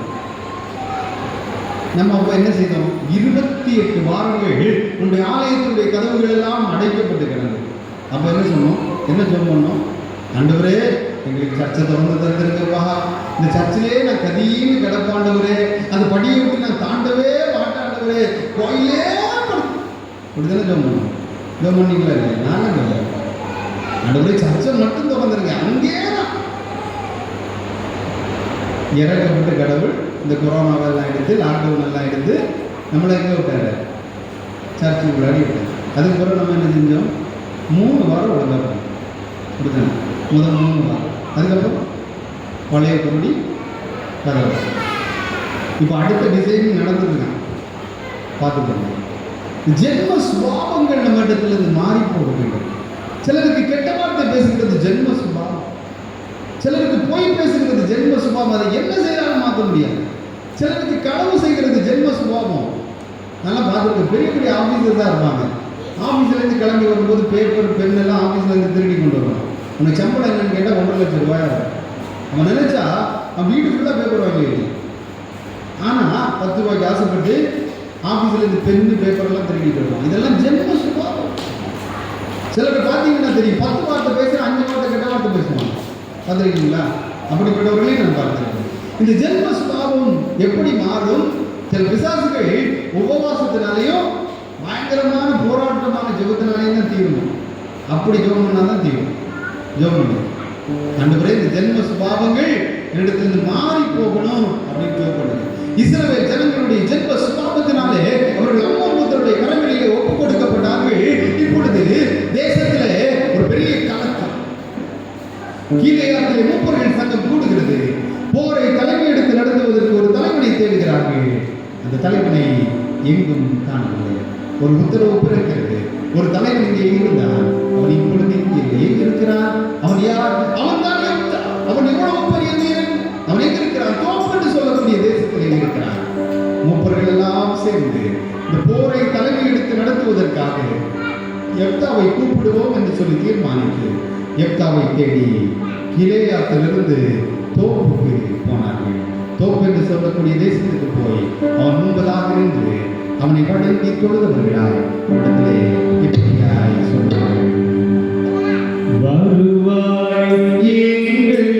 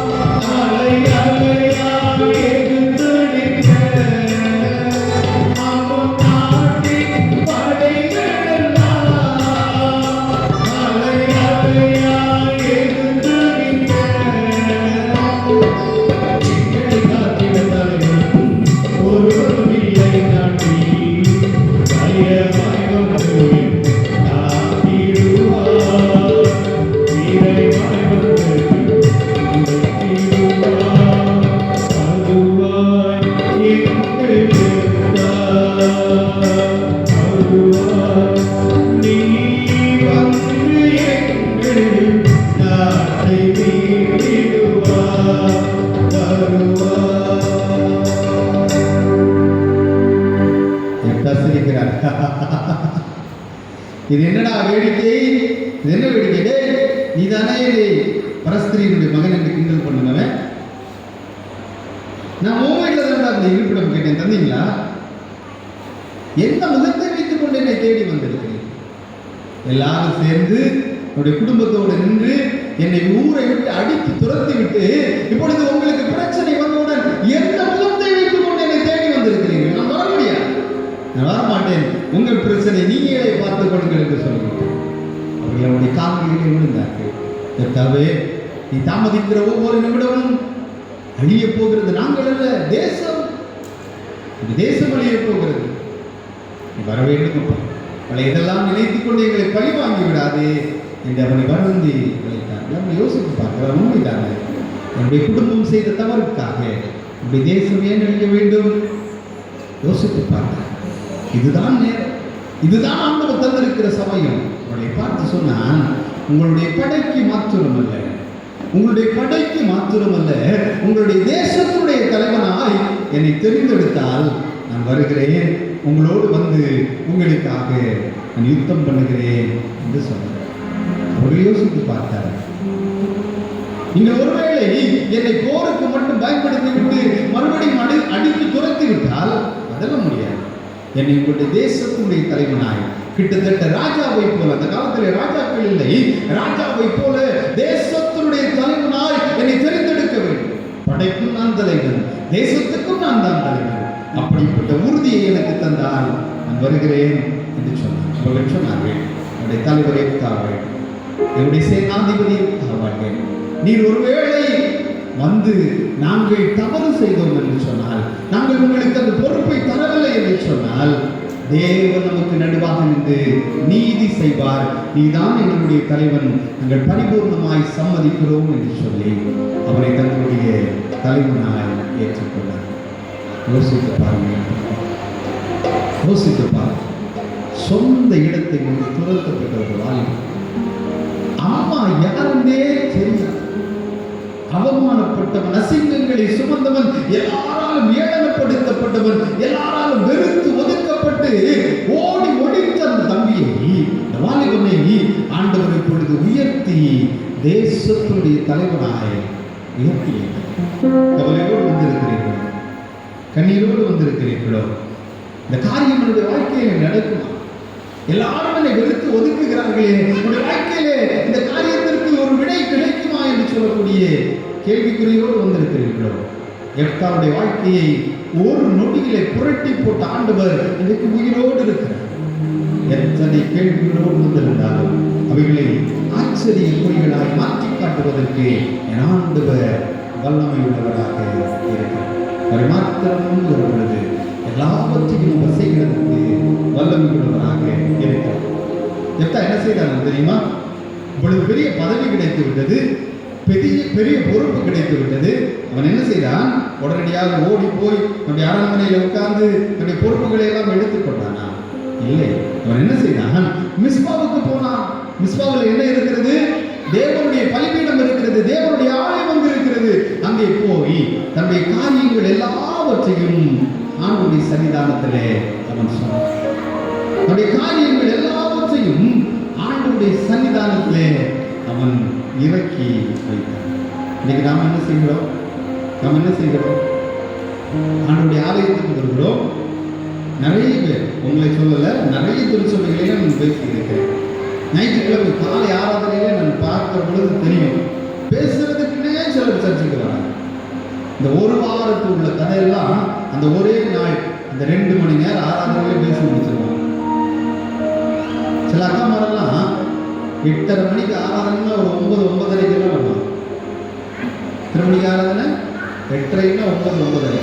அங்கே பார்த்தீங்கன்னா அவங்க உட்கார்ற பெஞ்சில் 5 பேர், ஆல்ரெடி 5 பேர் உட்கார்ந்துருப்பாங்க. வந்து இடிச்சு ஒருத்தருக்கு வெளியில போட்டுட்டு அந்த பெஞ்சில் உட்காருவாங்க. ஏன்?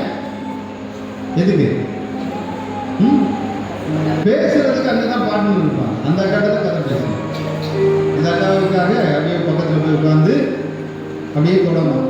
சர்ச்சில் பேசுறதுக்குன்னே ஒரு டைம் இருக்குது தெரியுமா? சர்ச்சில் ஃப்ரீயாக பேசுறதுக்குன்னே ஒரு டைம் இருக்குது தெரியுமா? நீங்களாம் ரொம்ப நல்லா இருக்கு.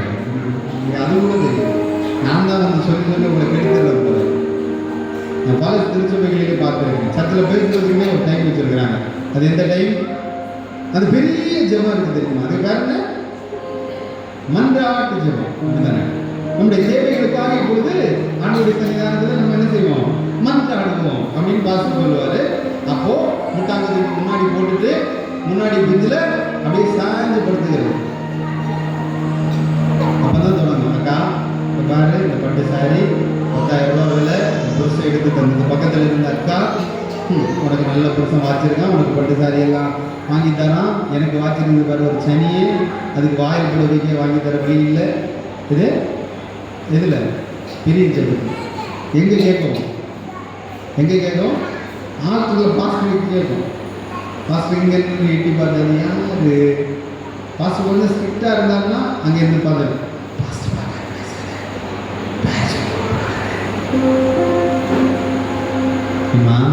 ஐயா, ஆலயம் என்பது ஆண்டவர் நம்மை ஆராதிக்கும்படியாக கொடுத்திருக்கிற இடம்.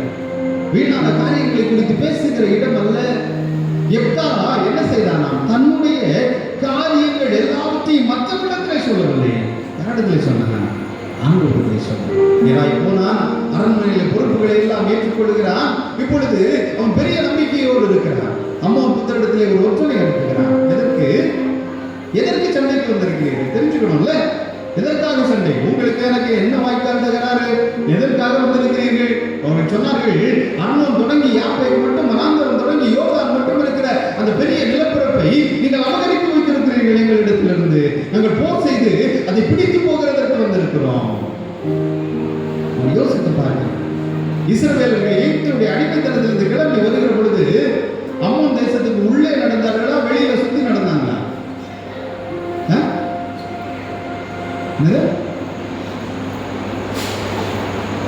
வீட்டில் போய் படித்து பாருங்க. அம்மோன் தேசத்தை அவர்கள் சுற்றி நடந்தார்கள். சுற்றி நடக்கிற பொழுது ஆண்டவர் எங்களுக்கு தந்திருக்கிற அந்த பகுதிகளை நான் ஒரு காலம் உங்களுக்கு விட்டு தர மாட்டேன். எதை நம்பி அவன் சொன்னான் இந்த வார்த்தை? போர் என்றால் நான் போரிலே பார்த்துக் கொள்கிறேன். உங்களிடத்தில் எக்காரணத்தை கொண்டு நான் சரணடைய மாட்டேன். இந்த பகுதிகளை நான் விட்டு தர மாட்டேன். போர் என்றால் போரிலே பார்த்துக் கொள்ளலாம் என்று எப்தா சொன்னானே. எதை நம்பி சொன்னான்? எதை நம்பி? தன்னுடைய படையை நம்பியா? தன்னுடைய படையில் இருக்கிற வீரர்களை நம்பியா? இல்லை என்பர்களே, அவனுக்கு சேனையின் மீது நம்பிக்கை இல்லை, சேனைகளின் கர்த்தரின் மீது நம்பிக்கை இருந்தது. அந்த விசுவாசத்திலே சொன்னான், போர் என்றால் போரிலே பார்த்துக் கொள்ளும். இன்னைக்கு நமக்கு நம்பிக்கை இருக்கிறது. இந்த ஆண்டவரிடத்தில் நமக்கு நம்பிக்கை இருக்கிறது. நமக்கு பிரச்சனை இருக்குது. ஒரு சைக்கிளிலே பிரச்சனை இருக்கிறது என்று வைத்துக் கொள்ளுவோம். சைக்கிளில் பிரச்சனை இருக்குன்னா எங்கே கொண்டு போகணும்? எமகா ஷோரூமுக்கு கொண்டு போகணும். அப்படிதானே? பைக் ஷோரூமுக்கு கொண்டு போகணும் இல்லையா? கார் ஒர்க் ஷாப்புக்கு, இல்லை ஃப்ளைட் சேஞ்ச் பண்ணுற இடத்துக்கு. சைக்கிளிலே பிரச்சனை என்றால் எங்கே கொண்டு போகணும்? சைக்கிள் கடைக்கார இடத்துல கொண்டு போகணும். நமக்கு பிரச்சனை என்றால் நம்ம யார் உருவாக்கி இருக்கிறாரோ அவரிடத்துல வர வேண்டும். இதுதானே? யாரிடத்துல வரணும்? நம்முடைய ஆண்டவரிடத்தில். நம்ம உருவாக்கினது யாரு? நம்முடைய ஆண்டவர். அப்படித்தானே? நாம் இன்னைக்கு என்ன செய்கிறோம்? இதை விட்டு விட்டு நம்முடைய பிரச்சனைகள் வீணான காரியங்களை தேடி ஓடுகிறோம். மந்திரவாதிகளை, பில்லி சூனிய கட்டுக்காரர்களை, ஜோசியர்களை தேடி ஓடுகிறோம். ஒரு நாளும் தீர்வு கிடைக்காது. ஆனால் நம்மை படைத்த ஆண்டவரினாலே நம்மை ரட்சிக்க முடியும். நமக்கு மீட்பை தர முடியும். அவ்வளவு சர்வ வல்லமை உள்ளது. நம்ம எவ்வளவு நேரத்தில் படைத்தார்? எவ்வளவு நேரத்தில் படைத்தார்? பேசுங்க. தூக்கம் வருதில்ல? சீக்கிரமா முடிச்சாரு. எவ்வளவு நேரத்தில் படைத்தார்? ஒரு அரை நாளுக்கு உள்ளாடியா? ஒரு நாளுக்கு உள்ளாடி ஆண்டு ஒரு பொம்மை செய்யறதுக்கு எவ்வளவு நேரம் ஆயிருக்கும்? நாசிகளை வைத்து ஜீவ சுவாசத்தை ஊதுகிறதுக்கு எவ்வளவு நேரம் ஆயிருக்கும்? ஒரு கொஞ்ச நேரம் தான் ஆயிருக்கும். அப்படித்தானே? இன்னைக்கு அறிவியல், மருத்துவம், விஞ்ஞானம் என்ன சொல்லுகிறது தெரியுமா? இதை விட மனிதனை அழகாய் உருவாக்கவே முடியாதா? கண்ணாடிக்கு முன்னாடி நின்று டெய்லி அப்படி மேக்கெல்லாம் போடுகிற பொழுது ஒரு தடவை ஸ்தோத்திரம் சொல்லிவிட்டு முதல்ல நல்லா உற்று பாருங்க, என்னை எவ்வளவு அழகாய் படைத்திருக்கிற ஆண்டவருக்கு ஸ்தோத்திரம்னு சொல்லுங்க. இந்த கண் இருக்க வேண்டிய இடத்துல காதும், காது இருக்க வேண்டிய இடத்துல மூக்கும், மூக்கு இருக்க வேண்டிய இடத்துல வாயும் இருந்தால் நம்ம எப்படி இருந்திருக்கோம்? அலங்கோலமா இருந்திருக்கும். சரி, வேற ஒண்ணுமே வேண்டாம், ஒண்ணுமே வேண்டாம். நம்ம ஒரு சின்ன எக்ஸாம்பிள், இந்த மூக்கு மட்டும் மேலே பார்த்து இருந்ததுன்னு வைங்க. இந்த மூக்கு மேலே பார்த்துருக்குன்னு வச்சுக்கோங்க. மழை தண்ணி வெளியில் நடக்க முடியுமா? முடியுமா? குடிக்க முடியுமா? குடிக்க முடியுமா? வாய்ப்பே இல்லை. சரி, இந்த வாய் தலைக்கு மேலே இருந்தேன்னா நான் இப்படி தான் உங்களை பேசணும். என்னைக்காவது யோசிச்சு பார்த்துருக்கீங்களாம்மா? இந்த விரல்களுக்கு இடையிலலாம் எதுக்கு இந்த இடைவெளி இருக்குது? சேர்த்து ஒட்டிடலாமா? ஒட்டிக்கலாமா? ஒட்டுங்க. சாப்பிடுங்க பார்க்கலாம். இந்த ஜேசிபி மண்ணள்ளி வாய் தலையிலே இருக்குது. இந்த ஜேசிபி மண்ணள்ளி தலையில் போட்ட மாதிரி இருக்கு. எவ்வளவு அற்புதமாய் படைத்தது. ஆண்டவர் என்ன சொன்னார்? உன்னை என்னுடைய உள்ளம் கைகளிலே வளைத்திருக்கிறேன் என்று சொன்னார். என்னுடைய பெர்மிஷன் இல்லாமல் உனக்கு தலையிலிருந்து என்ன விழாது? ஒரு முடி விழாதுன்னு சொன்னார். இன்னைக்கு கிளம்பி வருகிற பொழுது எல்லாரும் தலையை அப்படியே வாரி இருக்கீங்க, அப்படிதானே? அது வரைக்கும் இந்த முடிக்கு எல்லாம் மரியாதை. எவ்வளோ ஹேர் ஆயில், எவ்வளோ ஷாம்பு, எவ்வளவு சீரம் எல்லாம் போடுவோம், அப்படிதானே? போட்டு முடிச்சிடலாம். ஆனால் எப்போ அந்த முடிக்கு சீப்புக்கு வருதோ அதுக்கு பிறகு அதை எந்த கையில் எடுப்பீங்க? இந்த இடத்து அதை அசிங்கம் இடது கையில் எடுத்து இந்த விரலை சுற்றி என்னைக்காவது உட்காந்து எண்ணி இருக்கீங்களா? அப்படி தலையிலிருந்து இன்றைக்கு 17 முடி விழுந்தது, நேற்றைக்கு 9, முந்தானது கொஞ்சம் கூடுதல். என்னைக்காவது எண்ணி இருக்கீங்களா? அதை கூட எண்ணி வைத்திருக்கிற ஒரு ஆண்டவர். ஹல்லேலூயா, ஹல்லேலூயா. அதை கூட நம்முடைய கணக்கில் வைத்திருக்கிற ஆண்டவர் நம்முடைய ஆண்டவர். ஆண்டவர் என்ன சொன்னார்? தண்ணீருக்கு கூட கணக்கு இருக்கிறது என்று சொன்னார். எல்லாரும் எழுந்து இருக்கலாம். அருமையான ஒரு பாடம் உள்ளவா? உன்னை சிருஷ்டித்தவர் உன்னை மறப்பார், உன்னை உண்டாக்கினவர் உன்னை விடுவார். கலைஞர் மாதிரி கவலையோடு வந்திருக்கிற நீங்கள் ஒருவேளை கண்ணீரோடு வந்திருக்கலாம். எல்லாவற்றையும் ஆண்டவருடைய சமூகத்திலே ஒப்பு கொடுத்து இந்த பாடலை எழுந்து கரம் தட்டி நாம் பாட போகிறோம். அப்பொழுது கர்த்தருக்கு என்று காணிக்கைகள் பெற்றுக் கொள்ளப்படும். எல்லாரும் எழுந்து நிற்கலாம்.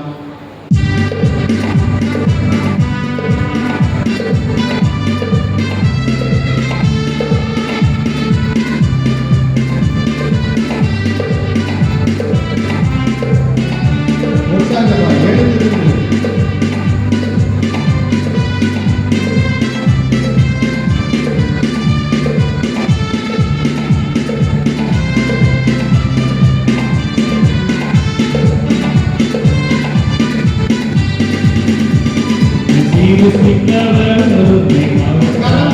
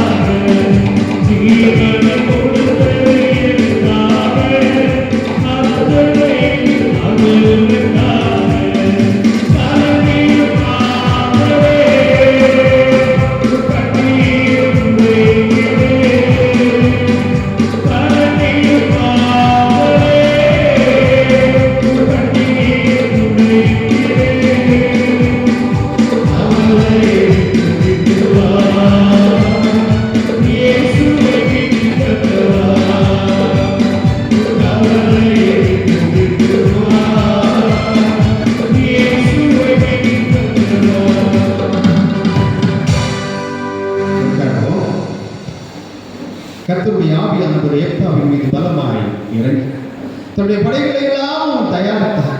எல்லாவற்றையும் தயார்படுத்தி விட்டு பணிவெடுக்கும் முன்பதாக முடங்காமல் வானத்துக்கு நேராய் தன்னுடைய கரங்களை விரித்தார்.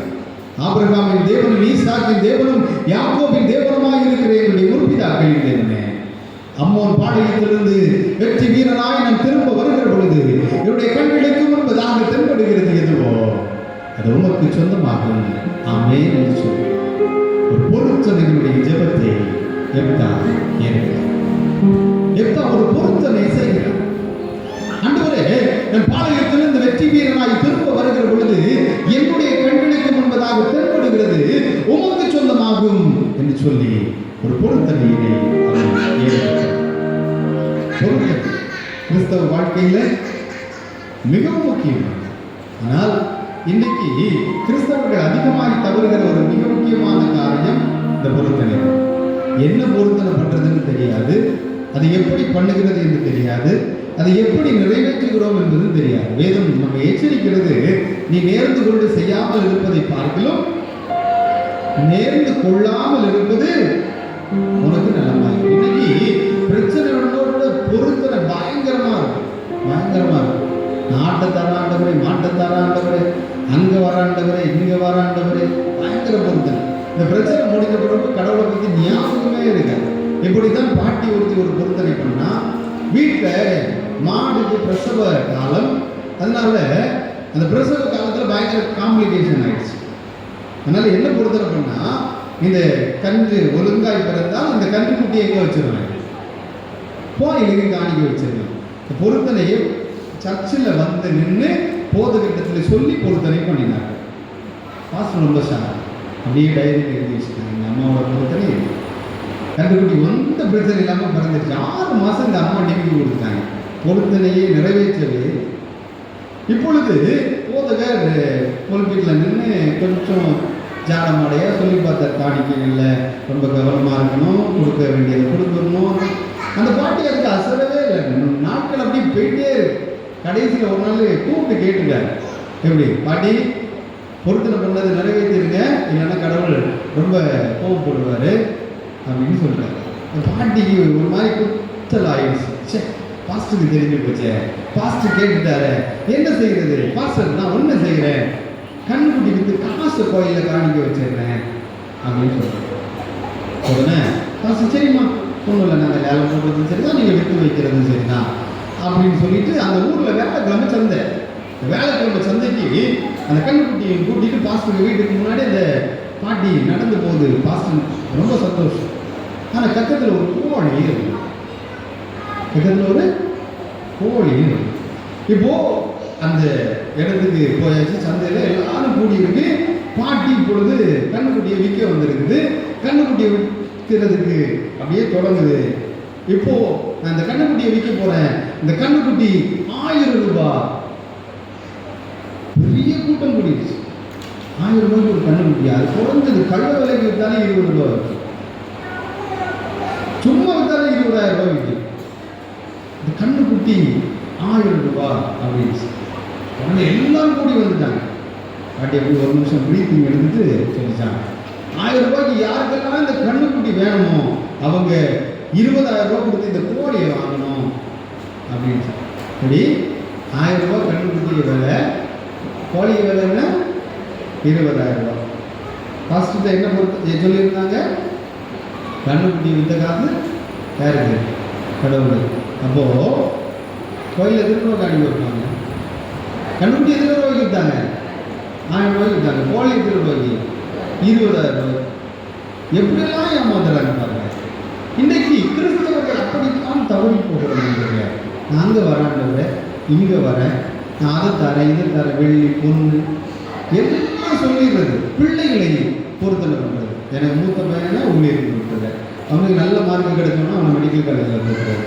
2வது பையன் தராண்டவரை, அவனுக்கு நல்ல மார்க் கிடைச்சோன்னா அவனை இன்ஜினியரிங் காலேஜில் போட்டுறது. 3வது பையன் ஒன்றுமே படிக்க மாட்டான், அவனை ஊழியருக்கு அனுப்பிடுறது. இதுதானே நிறைய வீடுகளில். எனக்கு தெரிந்த அருமையான ஒரு பாடகர் உண்டு. சென்னை பட்டணத்தில் சினிமா கச்சேரிகளில் வெளுத்து கட்டி கொண்டிருந்த ஒரு பாடகர். கொஞ்ச நாளைக்கு முன்னாடி ஆண்டவரை சொந்த ரட்சகராக ஏற்றுக்கொண்டார். ஏற்றுக்கொண்ட பொழுது அவர் ஒரு பொருத்தனை செய்தார். என்ன பொருத்தனை? இனிமேல் நான் சினிமா கச்சேரிகளிலே பாட மாட்டேன், ஆண்டவருக்காக பாடுவேன். ஒரு வருட காலம் ஆண்டவருக்காக பாடினார். அதற்கு பின்பு அவருடைய விசுவாச வாழ்க்கையிலே சங்கடம் வந்து விட்டது. மறுபடியும் சினிமா கச்சேரிகளிலே பாட ஆரம்பித்தார். இன்னைக்கு நிலைமை என்ன தெரியுமா? அவரால் பாட முடியவில்லை. கேன்சர் வியாதி. நீங்க நினைக்கலாம் கேன்சர் வியாதி இப்போ காமன் சார், எல்லாருக்கும் வருது. என்ன பெரிய பிரச்சனை? பொறுத்தலையினால தான் வந்து வந்த பிரச்சனை இல்லை, வந்த இடம் தான் பிரச்சனை. எங்க வந்துச்சு தெரியுமா? தொண்டையில வந்துச்சு. அப்படி தொண்டையில கேன்சர் எதுவும் செய்ய முடியாது. ஆண்டவர் ரொம்ப கோபக்காரர்.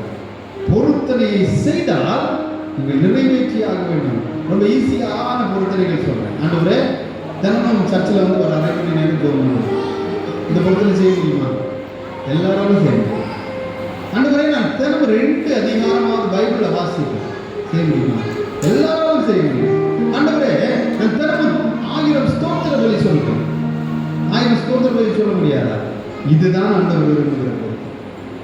இதுதான் ஆண்டவர் விரும்புகிற பொருத்தனை. அவர் ஆட்டையும் மாட்டையும் கேட்கிறவர் அல்ல, அதிலே பிரியப்படுகிறவரும் அல்ல. இந்த துதிகளினாலே ஆண்டவர் பிரியப்படுகிறார். எதை கொடுக்கிறோம்? எப்பொழுது எப்தாவுடைய பொருத்தனையோடு இதோ அம்மன் பாளையத்துக்கு நேராக அவர்கள் கிளம்பி செல்கிறார்கள். யுத்தத்தில் பராக்கிரமுள்ள கர்த்தர் இறங்கி யுத்தம் செய்கிறார். அம்மன் புத்திரர்கள் சிதறந்து ஓடுகிறார்கள். பாளையத்தில் வெற்றி சிறந்தவர்களாய் இதோ ஆர்ப்பரிப்போடு எப்தாவை தோளிலே சுமந்தவர்களாய் தன்னுடைய வீட்டை நோக்கி, அரண்மனையை நோக்கி கடந்து வந்து கொண்டிருக்கிறார்கள். போரில் வென்ற வீரர்கள் இதோ இதோ அப்பளிப்பு செய்கிறாரோ, சீக்கிரமாய் நல்ல செய்தி சொல்ல வேண்டியே வாரார் வாரார் உன்னை நோக்கியே, வாரார் வாரார் உன்னை நோக்கியே. இவனாலே நோக்கிறோம் நின்று வருகிறாரோ, சீக்கிரமாய் அவனை அடைய வேண்டியே வாரார் வாரார்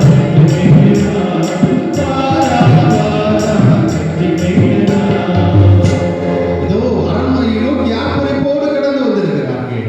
தூரமாய் இருக்கிற பொழுது தன்னுடைய அரண்மனையை பார்க்கிறார். அரண்மனையுடைய வாசலிலே, தன்னுடைய வீட்டினுடைய வாசலிலே ஒரு இளம் பெண் கையிலே கம்புருவை வைத்துக் கொண்டு நடனமாடிக் கொண்டிருக்கிறார்.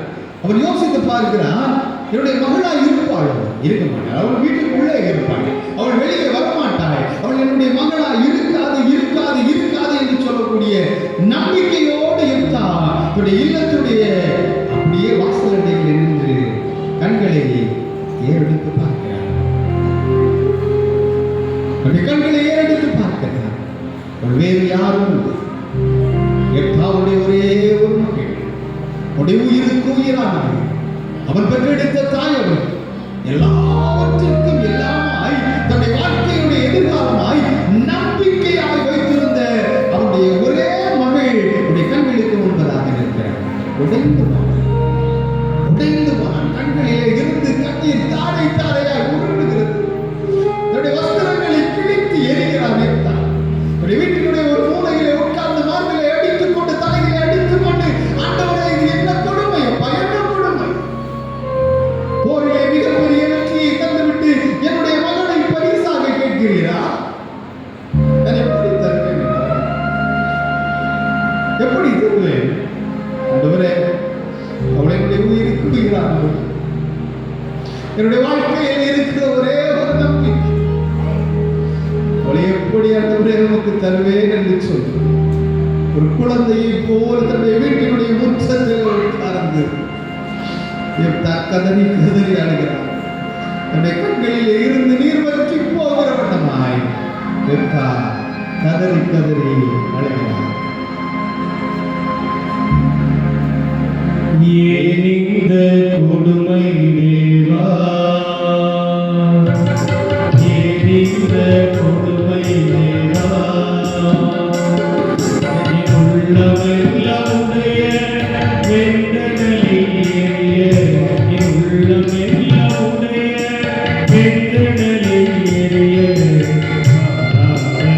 கொடுமை தேவா, உள்ளம் துடிக்கின்றதே கொடுமை தேவா.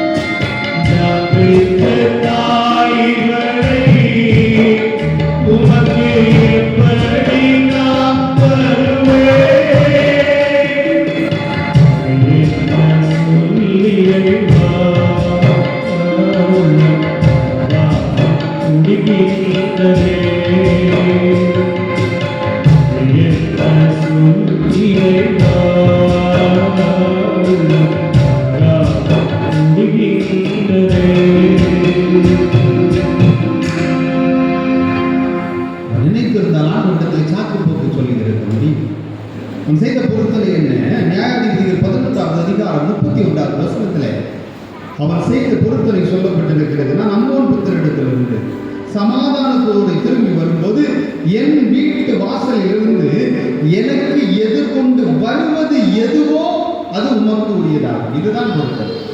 எவனென்றோ அவன் பொருத்தனை செய்யவில்லை. அவன் நினைத்திருந்தால் ஆண்டவரிடத்திலே சாக்கு போக்கு சொல்லி இருக்க முடியும். ஆனால் அவன் அதை செய்யவில்லை. அவன் திரும்பி பார்க்க அந்த மகளிடத்திலே, மகளே, ஆண்டவருடைய சமூகத்திலே நான் வாய்களை திறந்து சொல்லிவிட்டேன், நான் இனி மாற்றக்கூடாது. நான் என்ன செய்ய வேண்டும்? அப்பா இப்படி ஒரு வார்த்தையை சொல்லிவிட்டேன், நான் என்ன செய்ய வேண்டும் என்று சொல்லி அந்த வாலிபத்தின் இடத்திலே கேட்டேன். யோசித்து பாருங்கள். எப்தாவுடைய மகனிடத்தில் கொஞ்ச நாளைக்கு முன்பு நீங்கள் போய் நீ ஆண்டவருக்கு வேண்டுமாம் என்று சொன்னால் இந்த வாலிபத்தங்கை சந்தோஷத்தோடு சொல்லியிருப்பாள், நான் போகிறேன், என்னை ஆண்டவர் எடுத்துக்கொள்ளட்டும் என்று சொல்லியிருப்பாள். காரணம் என்ன? அவள் எங்கே வாழ்ந்தாள்?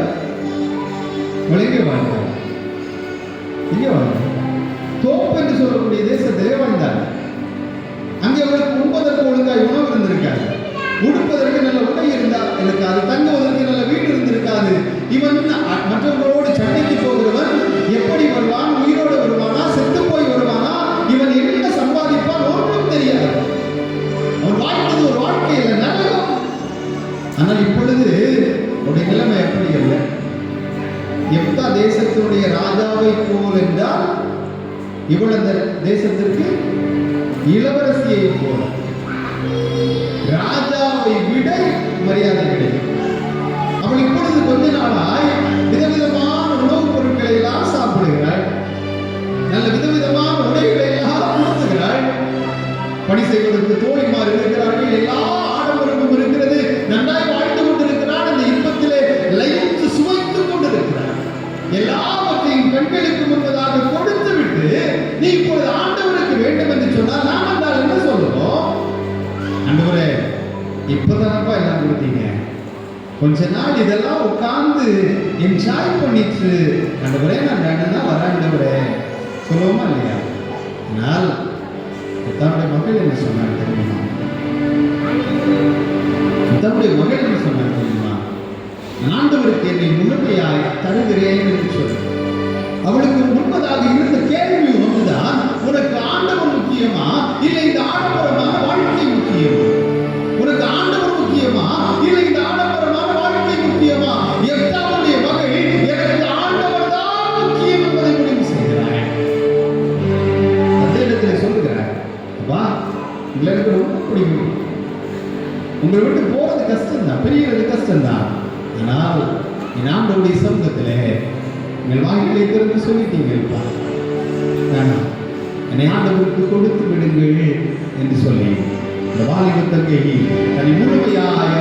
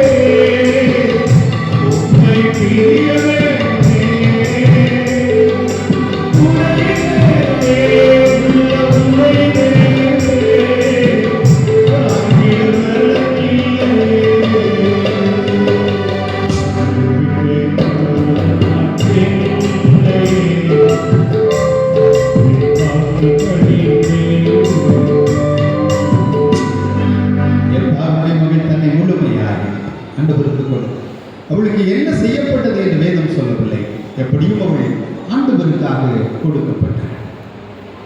எப்தாவுடைய மகளுக்கு ஆண்டவர் என்ன கொடுத்தார்? என்ன கொடுத்தார்? அந்த குழந்தைகளுடைய பெயரை கூட ஆண்டவர் வேத புத்தகத்திலே எழுதி வைக்கிறார். அப்படிதானே? எப்தாவுடைய மகள் என்றுதான் சொல்லப்பட்டிருக்கிறது. எங்கும் அவருடைய பெயர் சொல்லப்படுகிறது. ஆண்டவர் கவனிச்சிட்டார். உணவு கொடுத்த பிள்ளையுடைய பெயரை கூட ஆண்டவர் எழுதி வைக்கவில்லையே என்று வருத்தப்படுகிறீர்கள். இந்த முற்பிதா, இந்த தீர்க்கதரிசி, இந்த நியாயாதிபதி, இந்த ராஜாவுக்கும் இந்த தேவனுடைய சீடனுக்கும் அப்போஸ்தலனுக்கும் கொடுக்காத ஒரு உன்னத வாக்கியத்தை இந்த வாலிப தங்கைக்கு ஆண்டவர் கொடுத்தார். வரலாறு சொல்லுகிறது, இஸ்ரவேல் ஜனங்கள் வருடத்திலே 3 நாள் நினைவு கூறுதல் பண்டிகை என்று ஒரு பண்டிகையை கொண்டாடுகிறார்களாம். அது எப்தாவுடைய மகளை நினைத்துதான் கொண்டாடுகிறார்கள் என்று வரலாறு சொல்லுகிறது. ஆண்டவர் நான் ஒரு கையை அவரிடத்தில் நீட்டினார், நம்மை அப்படியே அணைத்துக் கொள்ளுகிற அவர்தான் நம்முடைய ஆண்டவர். அவருக்காக இந்த 106வது சபை நாளிலே நீங்களும் நானும் எதை கொடுக்க போகிறோம்? எதை கொடுக்க போகிறோம்? எப்தா தன்னுடைய குடும்பத்தை ஆண்டவருக்காக கொடுத்தார். எப்தாவுடைய மகள் தன்னையே ஆண்டவருக்காக கொடுத்தார். என்னை கேட்கிற அருமையான தேவஜனமே, செய்தியை கேட்ட நீங்களும் நானும் எதை ஆண்டவருக்காக கொடுக்க போகிறோம்? எதை ஆண்டவருக்காக கொடுக்க போகிறோம்? இதோ வாசல் முனைகளை நின்று தட்டிக் கொண்டிருக்கிற ஒரு ஆண்டவருடைய அவர் இருதய கதவை உடைத்துக் கொண்டு உள்ளே வருகிறவர் அல்ல. அவர் வாசல் முனைகளை நின்று தட்டிக் கொண்டிருக்கிற ஆண்டவர். உங்களுடைய திருச்சபையை 106 வருடமாய் தட்டிக் கொண்டிருக்கிறாரே. நாம் இதய கதவை திறந்து, ஆண்டவரே என் உள்ளே வாரும், என் உள்ளே தங்கியிரும், என்னுடைய குடும்பத்திலே வாரும், என்னுடைய குடும்பத்திலே தங்கியிரும் என்று சொல்லி அழைத்திருக்கிறோம். ஆண்டவர்களே அழைத்திருக்கிறோம். இனி காலம் சொல்ல கடைசி காலத்திலே வைக்கப்பட்டிருக்கிறோம்.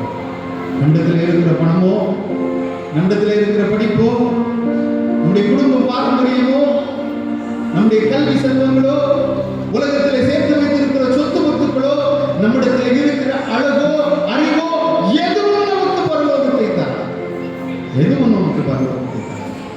நம்முடைய இடத்தினாலே கழுவப்பட்டால் மாத்திரம்தான் நம்முடைய ராஜ்யத்தை சுதந்திரித்துக் கொள்ளுங்கள். இந்த நாள் ஆண்டவருக்கு நம்மை ஒப்புக் கொடுக்கிற நாள். ஒரே ஒரு சம்பவத்தை சொல்லி செய்தியினை நிறைவு செய்யலாம் என்று நம்புகிறேன். 2004வது ஆண்டு டிசம்பர் மாதம் 26ஆம் தேதி என்ன வந்தது? சுனாமி வந்தது. அப்பொழுது நான் சட்டக்கல்லூரியிலே சட்டம் படித்துக் கொண்டிருக்கிற ஒரு நாள். 26ஆம் தேதி சுனாமி, 27ஆம் தேதியிலிருந்து 10 நாட்கள் நாட்டு லெவல் திட்டத்தின் சார்பிலே எங்களை குளச்சல் முட்டம் பகுதிகளிலே இந்த பாதிக்கப்பட்ட மக்களுக்கு உதவி செய்வதற்காக தமிழ்நாடு காவல்துறையோடு இணைந்து எங்களை அனுப்பி வைத்தார். வாழ்க்கையில் அதிகமாய் நான் அழுத நாட்கள் என்றால் அந்த நாட்கள். காரணம் என்ன? எல்லா வீட்டிலும் அழுது, எல்லா வீட்டிலும் இழப்பு, எல்லா வீட்டிலும் மரணம், ஓலம். அப்பாவை இழந்த பிள்ளைகள் எழுதுகிறார்கள், அன்பை இழந்த கணவன் கதறுகிறார், கணவனையும் பிள்ளைகளையும் இழந்த பெற்றோர்கள் தாயார் கதறுகிறார்கள். பார்க்கிறேன், ஒரு தென்னை மரத்தினுடைய மேலே ஏறி ஒரு குழந்தையை அப்பா தூக்கி கொண்டு வருகிறார். ஒரு கடல் மண்ணுக்காடி கையை பிடித்து இழுக்கிறார்கள். அதில் இருக்கிற மோதிரத்தை வைத்து இது என்னுடைய பிள்ளை, தூக்குங்கள் என்று சொல்கிறார். நூற்றுக்கணக்கான பிணங்களை ஒரே இடத்திலே போட்டு அடக்கம் பண்ணுகிறார். சந்திக்க முடியாத இழப்பை அவர்கள் சந்தித்திருக்கிறார். நாங்கள் அவர்களுக்காக ஊழியம் செய்தோம், பணி செய்தோம். அப்பொழுது ஒரே ஒரு குடும்பம் எனக்கு வித்தியாசமாக இருந்தது. ஒரு 50 வயது மதிக்கத்தக்க ஒரு அம்மா, அவருடைய 18-20 வயது மதிக்கத்தக்க ஒரு வாலிபன். இவர்கள் இருவரும் யாரிடத்தில் பேசினார்?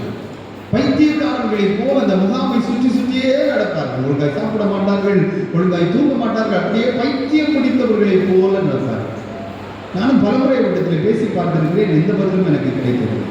10 நாட்கள் கழித்து நான் கிளம்புகிற பொழுது அந்த அம்மா ஒரு வெட்டாந்தரையிலே ஒரு கல் குவியலிலே அப்படியே படுத்து கிடக்கிறார். வெயிலே உட்கார்ந்து இருக்கிறார். அந்த அம்மாவுடைய மடியிலே தலை வைத்து அந்த வாலிப சகோதரி படுத்து கிடக்கிறார். நான் எழுப்பி பக்கத்தில் போய் நண்பர்களோடு உட்கார்ந்து இந்த அம்மாவுடைய பக்கத்தில் போய் நின்று கேட்டேன், அம்மா நாங்கள் கிளம்ப போகிறோம், இன்றைக்கு தான் நான் உங்களோடு இருக்கிற கடைசி நாள், ஏதாவது சொல்லணும்னு உங்களுக்கு தோணுச்சுன்னா எனக்கு சொல்லுங்கம்மா அப்படின்னு கேட்டேன். நம்ம துக்கமாய் தன்னுடைய கைகளை குவித்துக் கொண்டு அழுது கொண்டே சொன்னார்கள், என்னுடைய 3 பிள்ளைகளையும் என்னுடைய வீட்டுக்காரரையும் கடல் மாதா கொண்டு போயிட்டாங்க பிள்ளைன்னு சொல்லி நம்ம ஒரு 10 நிமிஷம் அழுதாங்க. கதறி கதறி அழுதாங்க. அடுத்தது நம்ம அப்படியே திரும்பி பார்த்து லோகாரி இடிந்து கிடக்கிறது ஒரு பெரிய வீடு. அது எனக்கு இந்த ஊர்ல நான் தான் பெரிய பணக்காரி, கோடீஸ்வரர். 10 நாட்களுக்கு முன்பு என்னுடைய வீட்டிலே இல்லாத பொருட்களே இல்லை. கார் இருந்தது, 2 பைக் இருந்தது, டிவி இருந்தது, ஃப்ரிட்ஜ் இருந்தது, வாஷிங் மிஷின் இருந்தது, டிவி இருந்தது, ஏர் கூலர் இருந்தது, எல்லாம் இருந்தது. இப்பொழுது என்னுடைய கரங்களிலே ஒன்றுமே என்னுடைய பிள்ளை ஏசி இல்லாமல் தூங்குறது இல்லப்பா அப்படின்னு சொன்னாங்க. நான் திரும்பி பார்க்கிறேன், இந்த வாலி புத்தகை வெயிலிலே குடித்து கொண்டு படுத்துக்கிறாங்க. வெயில். அடுத்து அந்த அம்மா சொன்னாங்க, இந்த கிறிஸ்துமஸுக்கு மட்டும் என் பிள்ளைக்கு நான் 10 புது துணி எடுத்தேன். 10. மூத்த அண்ணன் 3, 2வது அண்ணன் 2, இளைய அண்ணன் 2, நான் எல்லாரும் சேர்த்து 10 புது. நான் திரும்பி பார்க்கிறேன், இந்த வாலி புத்தகை யாரோ போட்டுட்டு உதவாதுன்னு வெளியில போட்ட ஒரு கிழிந்து போன நைட்டியிலே கைத்தையில் போட்டு தைத்து இந்த வாலிப தங்கை போட்டு விட்டு படுத்து கிடந்தார். அப்பொழுது ஒரு சம்பவம் நடந்தது. இந்த சட்டக்கல்லூரி நண்பர்கள் பால் கொடுப்பதற்காக ஒரு ட்ராலியில தள்ளி விட்டு அப்படியே வந்தார்கள். இந்த பெல் சத்தம் கேட்டது. இந்த கோடீஸ்வரி பதறி போயிருந்தார்கள். மகளை அப்படியே கல்லிலே படுக்க வைத்தார்கள். அங்குமாய் அழைத்தால் அவருடைய கைகளிலே வாங்குவதற்கு பாத்திரமில்லை, பால் வாங்குவதற்கு பாத்திரமில்லை. இந்த கோடீஸ்வரி நேராக கழிவறைக்கு ஓடினாள். ஓடி போய் அங்கே கிடந்த உடைந்து போன ஒரு அக்வாஃபினா வாட்டர் பாட்டிலோட பாதி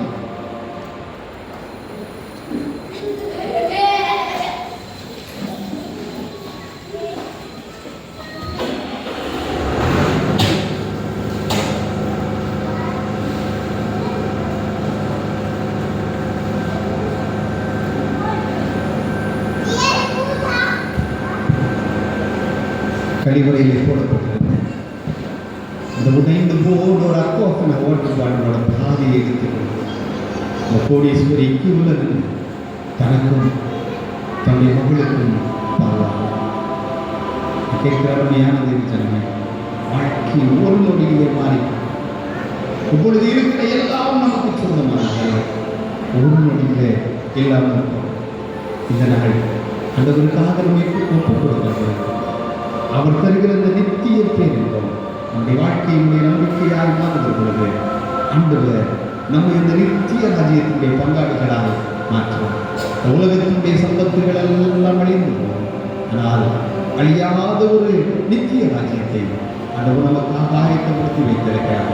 அதற்காக நம்மை ஆயத்தப்படுத்த எல்லாரும் ஒரு நிமிடம் எழுந்திருக்கிறார். கண்களை மூடி நம்முடைய சமூகத்திலே நம்ம ஒப்புக் கொடுத்து ஜெபிக்க போகிறோம். எல்லாரும் கண்களை மூடுவோம். ஆண்டவரே, என்னோடு பேசின அன்புக்காக நன்றி என்று சொல்லுங்கள். எல்லாரும் கண்களை மூடி வாய்களை திறந்தது. அப்பா, எப்தாவினுடைய குடும்பத்தை போல என்னுடைய குடும்பத்தை நான் உனக்கு கையளிக்கிறேன். ஆண்டவரே, எப்தாவுடைய மகள் தன்னையே கொடுத்தது போல என்னையே நான் கையளிக்கிறேன். ஆண்டவரே, 106 வருடமாய் என்னுடைய திருச்சபையை நடத்தி வைத்திருக்கிற அன்புக்காக உமக்கு நன்றி. இந்த திருச்சபையின் மூலமாக என்னுடைய குடும்பம் பற்றி இருக்கிற ஆசீர்வாதங்களுக்காக நன்றி. ஆண்டவரே, அப்பா, இன்னொரு சபை நாள் எனக்கு கிடைக்குமா கிடைக்காதா என்பது எனக்கு தெரியலப்பா. இந்த நாளில் எனக்கு தந்திருக்கிற இந்த நாளில் என்னுடைய வாழ்க்கையை உங்களுக்காக நான் ஒப்புக் கொடுக்கிறேன் என்று சொல்லி என்னுடைய சமூகத்திலே நம்மை தாழ்த்தி ஆண்டவருடைய சமூகத்திலே ஒப்புக் கொடுப்போமா? எல்லாரும் இணைந்து ஆண்டவருடைய சமூகத்திலே பின்னொரு பாடல் வரிகளை சத்தமாய் உற்சாகமாய் பாடி உடைய உள்ளத்தை உடைத்து ஆண்டவருடைய சமூகத்திலே ஊற்றுவோம். Yes,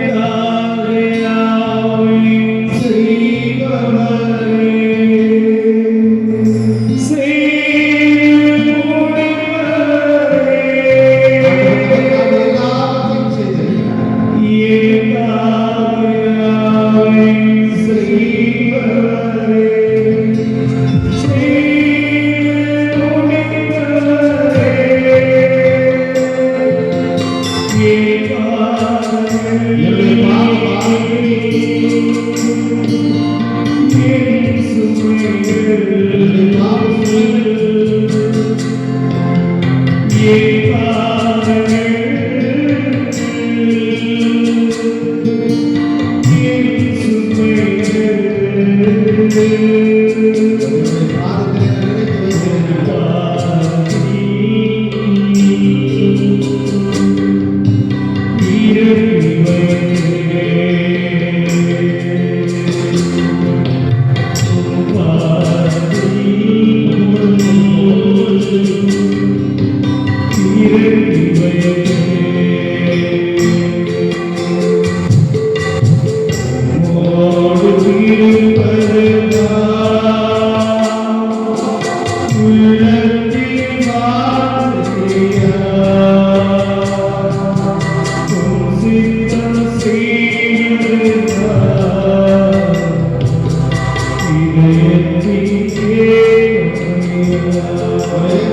வாயத்திற்கு ஏசப்பா, ஏசப்பா,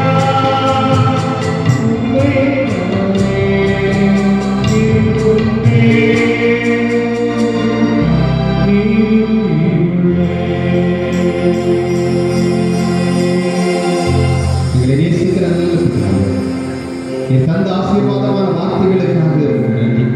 ஆண்டவரே, எத்தனை பேர் உள்ளம் குத்தப்பட்டவர்களா தங்களுடைய வாழ்க்கையை ஒப்புக் கொடுத்திருக்கிறார்களோ அத்தனை பேரும் எடுத்திருக்கிற தீர்மானத்திலே உறுதியோடு இருக்கும்படி எங்கள் ஆண்டவர் அவர்களை வழிநடத்தும்படியாக சொல்லிக்கிறேன். ஆண்டவரே, அருமையான இந்த திருச்சபையில் அர்ப்பணியாக்கிக் கொண்டிருக்கிற போதகர், அவருடைய குடும்பத்தார், ஆண்டவரே உடனிணைந்து செயல்படுகிற சபைக்குழு, சபையினுடைய விசுவாச குடும்பத்தார் அனைவர் மேலும் உடைய ஆசீர்வாதம் நிறைவாய் தங்கி இருக்கட்டும். இந்த நிகழ்ச்சிக்காக உதவி செய்தவர்கள், நேரிலும் ஒலிபெருக்கி வாயிலாகவும் செய்தியை கேட்டு ஒப்புக் கொடுத்திருக்கிறார் சதை பேர் மேலும் உடைய ஆசீர்வாதம் நிறைவாய் தங்கி இருக்கிற நிகழ்ச்சி 106 வருடமாய் இந்த திருச்சபையுடைய வாழ்க்கையிலே நாங்கள் செய்து வருகிற நன்மைகளுக்காக உமக்கு நன்றி. தொடர்ந்து இந்த திருச்சபையை இந்த இடத்தினுடைய கலங்கரை விளக்கமாக, ஆண்டவரே, இந்த இடத்தினுடைய ஒரு அடைக்கல பட்டணமாக என் ஆண்டவர் உயர்த்தி வைக்கும்படியாக சொல்லிக்கிறோம். ஆண்டவரே, உடைய திருக்கரத்திலே எங்களை தாழ்த்தி ஒப்புக் கொடுக்கிறோம். இவைகளை எங்கள் மீட்பரா இயேசு கிறிஸ்து மூலமே கேட்கிறோம். ஜெபம் ஏற்றுக்கொள்கிற நல்ல தந்தையே, ஆமென், ஆமென்.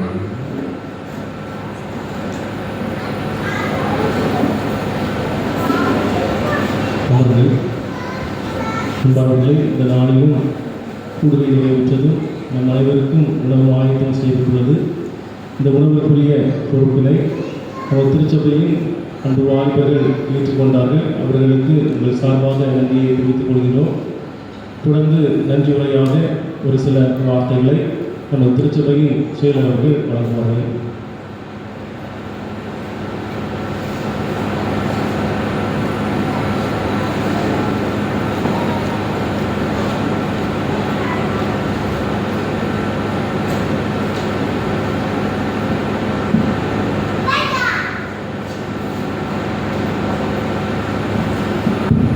அவர் வாசல்களில் துதியோடும் அவர் பிரகாரங்களில் புகழ்ச்சியோடும் பிரவேசித்து அவரை துதித்து அவருடைய நாமத்தை ஸ்தோத்திரியுங்கள்.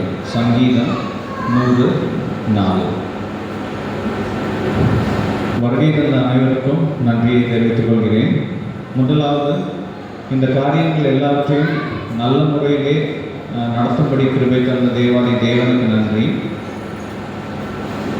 நல்ல ஒரு கிளைமேட், நமக்கு அந்த சூடெல்லாம் தெரியாமல் நல்ல ஒரு கிளைமேட்டில் அந்த ஃபங்க்ஷன் நடக்கும்படி கிருபை தந்த தேவனுக்கு நன்றி செலுத்துவேன். அடுத்தபடியாக நம்முடைய சபை போதகர் அவங்க எல்லா அந்த கன்வென்ஷன் காரியங்கள், கதாகால சங்கம் அந்த காரியங்களையும் அவங்களோட இன்வால்மெண்ட் ரொம்ப நிறையவே இருந்தது. அவங்க 2 பேர்கிட்டையுமே பேசி இதே மாதிரி சர்ச் ஆக்டிவிட்டீஸில் என்னெல்லாம் பண்ணணுங்கிற ஐடியாஸ் இந்த கமிட்டி மெம்பர்ஸ் கொடுத்து வாலிபர்கள்ட்ட அதை எக்ஸ்பிளைன் பண்ணி நல்ல முறையில் பண்ணுறதுக்கு ஹெல்ப் பண்ணாங்க. அதுக்காக நம்முடைய சபை பொது தெரிவித்துக் கொள்கிறேன். அடுத்தபடியாக நம்முடைய சர்ச் மெம்பர்ஸ் எல்லாருமே அவங்களோட இன்வால்மெண்ட், அதாவது ப்ரேயர்ஸ் மூலமாகவும் அவங்களோட காணிக்கைகள் மூலமாக, சிலர் காணிக்கையாகவும் சிலர் பொருளாகவும் வந்து இந்த ஃபங்க்ஷனை ஒரு நல்ல கிராண்ட் சக்ஸஸ்ஃபுல்லாக கொண்டு போனீங்க. அதனால் நம்ம சர்ச் மெம்பர்ஸ் குடும்பங்கள் ஒவ்வொருத்தருக்கும் நன்றியை சேர்த்துக் கொள்கிறேன். அடுத்தபடியாக நம்ம சர்ச்சில் வந்து கொஞ்சம் எல்டர்ஸ் நிறையா ஒரு சீனியர் சிட்டிசன்ஸ் பெரிய ஆட்கள் எல்லாமே அவ்வப்போது எங்களுக்கு நல்ல ஒரு ஆலோசனைகளை தந்து நிறைய காரியங்களில் இருக்கிற தவறுகளை சுட்டி காட்டி நல்ல முறையிலே பண்ணுறதுக்கு ஹெல்ப் பண்ணாங்க. ஸோ அவங்களுக்கும் நன்றி தெரிவித்துக் கொள்கிறேன். அடுத்தபடியாக நம்முடைய சபை வாலிபர்கள்னு பார்த்தோன்னா இப்போ ஆல்வின் அண்ணன் பாபண்ணன் அந்த ஸ்டேஜ்லேருந்து அடுத்தது ஜினோலன் ஸ்பானிஷ் அந்த வயசு வரைக்குமே உள்ள எல்லா பசங்களுமே வாலிபர்களுக்குள்ள என்ன ஒரு எனர்ஜி லெவல் இருக்குமோ அவங்க எல்லா காரியங்களையும் ஹெல்ப் பண்ணி இந்த பெஞ்ச் போடுறது சேர் போடுறது எல்லாத்துலேயுமே எனக்கு சப்போர்ட் பண்ணாங்க. அது மட்டும் இல்லாமல் நம்ம சர்ச்சில் உள்ள சின்ன பிள்ளைகள் ரொம்ப சின்ன பிள்ளைகள் நீங்கள் நம்ப மாட்டீங்க, ஜானியோட பையன்லாம் என்ன ஸ்டேஜ் அந்த குட்டி பையன் அதே மாதிரி உள்ள ஸ்டேஜில் உள்ள பசங்க கூட நேற்று மத்தியானம் அந்த ஃபங்க்ஷன் முடிஞ்ச உடனே அந்த பக்கத்தில் நிறைய டெஸ்க் இருக்கும், நம்ம சாப்பிட்ட அந்த டைனிங் டெஸ்க் எல்லாத்தையும் ஃபோல்ட் பண்ணி அங்கே கொண்டு போய் வைக்கிறதுக்கு ஹெல்ப் பண்ணாங்க. ஸோ அந்த சின்ன பிள்ளைகளுக்கும் நன்றியை தெரிவித்துக் கொள்கிறேன். அவங்களோட இன்வால்வ்மெண்ட் வந்து ரொம்ப நல்லாவே இருந்தது. அடுத்தது அந்த கன்வென்ஷன் பிரபு இஸ்ரேல் அவங்க வந்து கன்வென்ஷன் 2 நாளாக நல்லா பண்ணியிருந்தாங்க. அவங்க இப்போ இங்கே இல்லை இருந்தாலும் அவங்களுக்கு ஒரு நன்றியை தெரிவித்துக் கொள்கிறேன். அதே மாதிரி கதாகாலிசம் கப்ரியல் நற்செய்தி குழுவினர் அட்வொகேட் பினோ வின்ஸ்குமார் அண்ட் அவங்களோட குழுவினர் எல்லாருக்குமே நன்றியை தெரிவித்துக் கொள்கிறேன். ஒரு நல்ல சாஃப்ட் அண்ட் சாங்ஸ் எல்லாம் நல்லா இருந்த மாதிரி ஒரு இது இருந்தது. அவங்களுக்கு நன்றியை தெரிவித்துக் கொள்கிறேன். அடுத்தபடியாக நம்ம சர்ச்சில் வந்து ஆர்கனைஸ்ட் அங்கே வர முடியாத சுச்சுவேஷனில் அவங்க வீட்டில் இருக்க வேண்டிய ஒரு கட்டாயத்தில் இருந்தபோது ஜாஷுவா கிட்ட நம்ம சர்ச் மெம்பர் தான் இருந்தாலும் அவங்கக்கிட்ட நாங்கள் கேட்கும்போது அவங்களோட பிஸி ஷெட்யூலில் அவங்க நம்ம சர்ச்சுக்காக வந்து கீபோர்ட் போட்டு அது மட்டும் இல்லாமல் கொயர் பிள்ளைகள் கூட இருந்து ஒரு 3-4 தடவை அந்த கொயர் ப்ராக்டிஸ் பண்ணும்போது உங்களுக்கு தெரிஞ்சிருக்கும் எப்படி அந்த கொயர் பிள்ளைகளோட இன்வால்வ்மெண்ட் ஜாஷுவா கூட நல்லா இருந்து ரொம்ப நல்லாவே இருந்தது. ஸோ அவங்களுக்கும் நன்றியை தெரிவித்துக் கொள்வேன். அடுத்தது இந்த சர்ச் வந்து சர்ச் டேக்கெலாம் க்ளீன் பண்ணுறதுக்கு நிறையா பெண்கள் தானாகவே முன் வந்து சர்ச் அவ்வளோ நீட்டாக க்ளீன் பண்ணி தந்தாங்க. ஸோ அவங்க எல்லாருக்குமே நன்றி. அண்ட் நம்ம கோயில் பிள்ளை அவங்களுக்கும் மெயினாக சிபியோன்ஸ் அவங்களுக்கு ஃபுல்லாக சப்போர்ட் பண்ணி க்ளீனிங் ஒர்க்காக இருந்தாலும் சரி மணி அடிக்கிறதுல எல்லா காரியங்களையும் நல்ல சப்போர்ட்டிவாக இருந்தாங்க. அவங்களுக்கும் நன்றியை தெரிவித்துக் கொள்கிறேன். அப்புறம் சவுண்ட்ஸ் அரேஞ்ச் பண்ணி தந்த ஐயாத்துறாங்க அவங்களுக்கும் நன்றியை தெரிவித்துக் கொள்கிறேன்.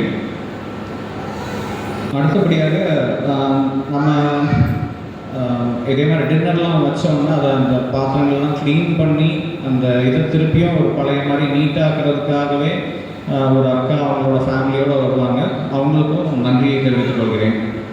இன்றைக்கி சமையல் செய்த அந்த அண்ணன்மாருக்கும் நன்றியை தெரிவித்துக் கொண்டு இன்றைக்கி ஃபுட்டு ஸ்பான்சர் வந்து ஒரு 10 பேர் இருக்காங்க. அவங்க பேர் மட்டும் வாசிக்கிறேன்.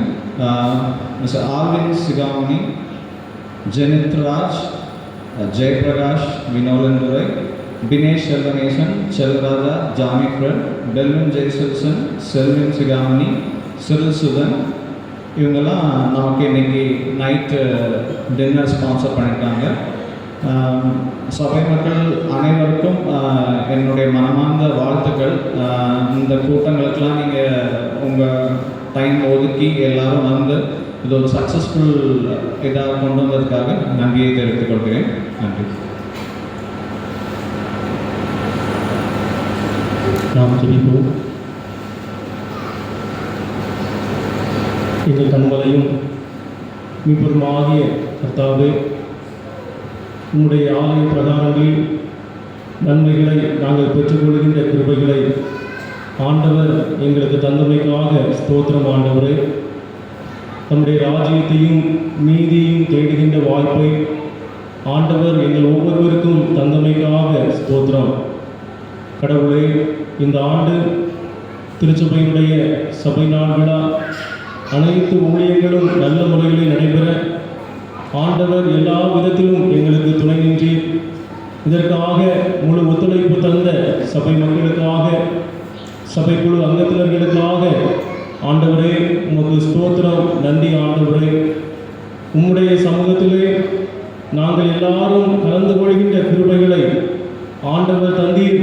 எங்களுடைய பிள்ளைகள் தொலைவான இடங்களிலிருந்து வரவும், பங்கு பெறவும், குடும்பமாக இணைந்து உம்மை மகிமைப்படுத்தவும் ஆண்டவர் தந்த நல் வாய்ப்புக்காக ஸ்தோத்திரம் தகப்பனே. இந்த நாளிலும் விசேஷமாக கதாகால ஜெபமாக இந்த நிகழ்வை நடத்த ஆண்டவர் எங்களுக்கு உதவி செய்தீர். ஸ்தோத்திரம் ஆண்டவரே. தகப்பனே, திருமறையை அடிப்படையை கொண்டு எங்கள் மத்தியிலே பேசின, பாடல் வழியாக வெளிப்படுத்தின உம்முடைய பிள்ளைகளுக்காக நன்றி தகப்பனே. உமது ஊழியத்தை செய்கின்றவர்களை கடவுள் ஆசீர்வதிங்க. கோதுமை மணியானது நிலத்திலே விழும்போது மிகுந்த பலனை தரும் என்று உம்முடைய வார்த்தைகளை அறிகின்றோம். அவனமாக எங்கள் இருதயத்திலே விதைக்கப்பட்ட வசனங்கள் மிகுந்த பலனை தருகின்றதாக அமையட்டும். கடவுளே, இவர்களுடைய ஊழியங்கள் இன்னும் வளர ஆண்டவர் உதவி செய்யுங்க. தேவைகளை எல்லாம் சந்தித்து இவருடைய பிரயாணங்களை ஆசீர்வதித்து மிகுந்த இருதயத்தோடு உண்மையாக உமது ஊழியர்களை செய்கின்ற கிருபைகளை ஆண்டவர் அருள்படியாக ஜெபிக்கிறோம் தகப்பனே. கர்த்தாவே, இந்த சிறப்பு நிகழ்விலும் பங்கு பெற்ற சின்ன பிள்ளைகளுக்காக, வாலிபர்களுக்காக, பெரியோர்களுக்காக நன்றி ஆண்டவரே. எங்கள் அருகாமையில் திருச்சபையிலிருந்து வந்திருக்கின்ற ஒவ்வொருவருக்காகவும் கர்த்தருக்கு ஸ்தோத்திரம், நன்றி ஆண்டவரே. எல்லாரையும் கடவுள் பேர் பேராக கர்த்தர் ஆசீர்வதிக்கும்படியாக ஜெபிக்கிறோம். கடவுளே, ஒவ்வொருவரையும் நீர் பலப்படுத்தும். எங்களுடைய பிள்ளைகள் எங்கெல்லாம் தொலைவான இடங்களில் இருக்கிறார்களோ எல்லாரையும் கடவுள் காத்துக் கொள்ளுங்க. இன்றைய தினத்திலும் நாளைய தினத்திலும் வருகின்ற நாட்களிலும் பிரயாணங்களை மேற்கொள்ள இருக்கின்ற ஒவ்வொருவரையும் கடவுள் பத்திரமாக பாதுகாக்கும்படி ஜெபிக்கிறோம். கர்த்தாவே, இந்த நாளிலும் உணவுக்குரிய ஆயத்தங்களை செய்த ஒவ்வொருவருக்காகவும் நன்றி ஆண்டவரே. கடவுளுக்காக உற்சாகமாக செயல்பட்ட உம்முடைய பிள்ளைகளை கர்த்தர் ஆசீர்வதிக்கும்படியாக ஜெபிக்கிறோம். இதோ சகோதரர் ஒருமித்து வாசம் பண்ணுகிறது எத்தனை நன்மையும் எத்தனை இன்பமானது ஆண்டவரே. நாங்கள் எல்லாரும் இணைந்து உம்முடைய பிள்ளைகளாக, உம்முடைய ராஜ்யத்திற்குரியவர்களாக வாழ்கின்ற கிருபைகளை எங்கள் சபையிலே கடவுள் தந்தமைக்காக ஸ்தோத்திரம். நாங்கள் இன்னும் ஒன்றுபட்டு ஒருமித்த இருதயத்தோடு வளர கடவுள் கிருபை அருளும்படியாக ஜெபிக்கிறோம். கடவுளே, பல நிலைகளில்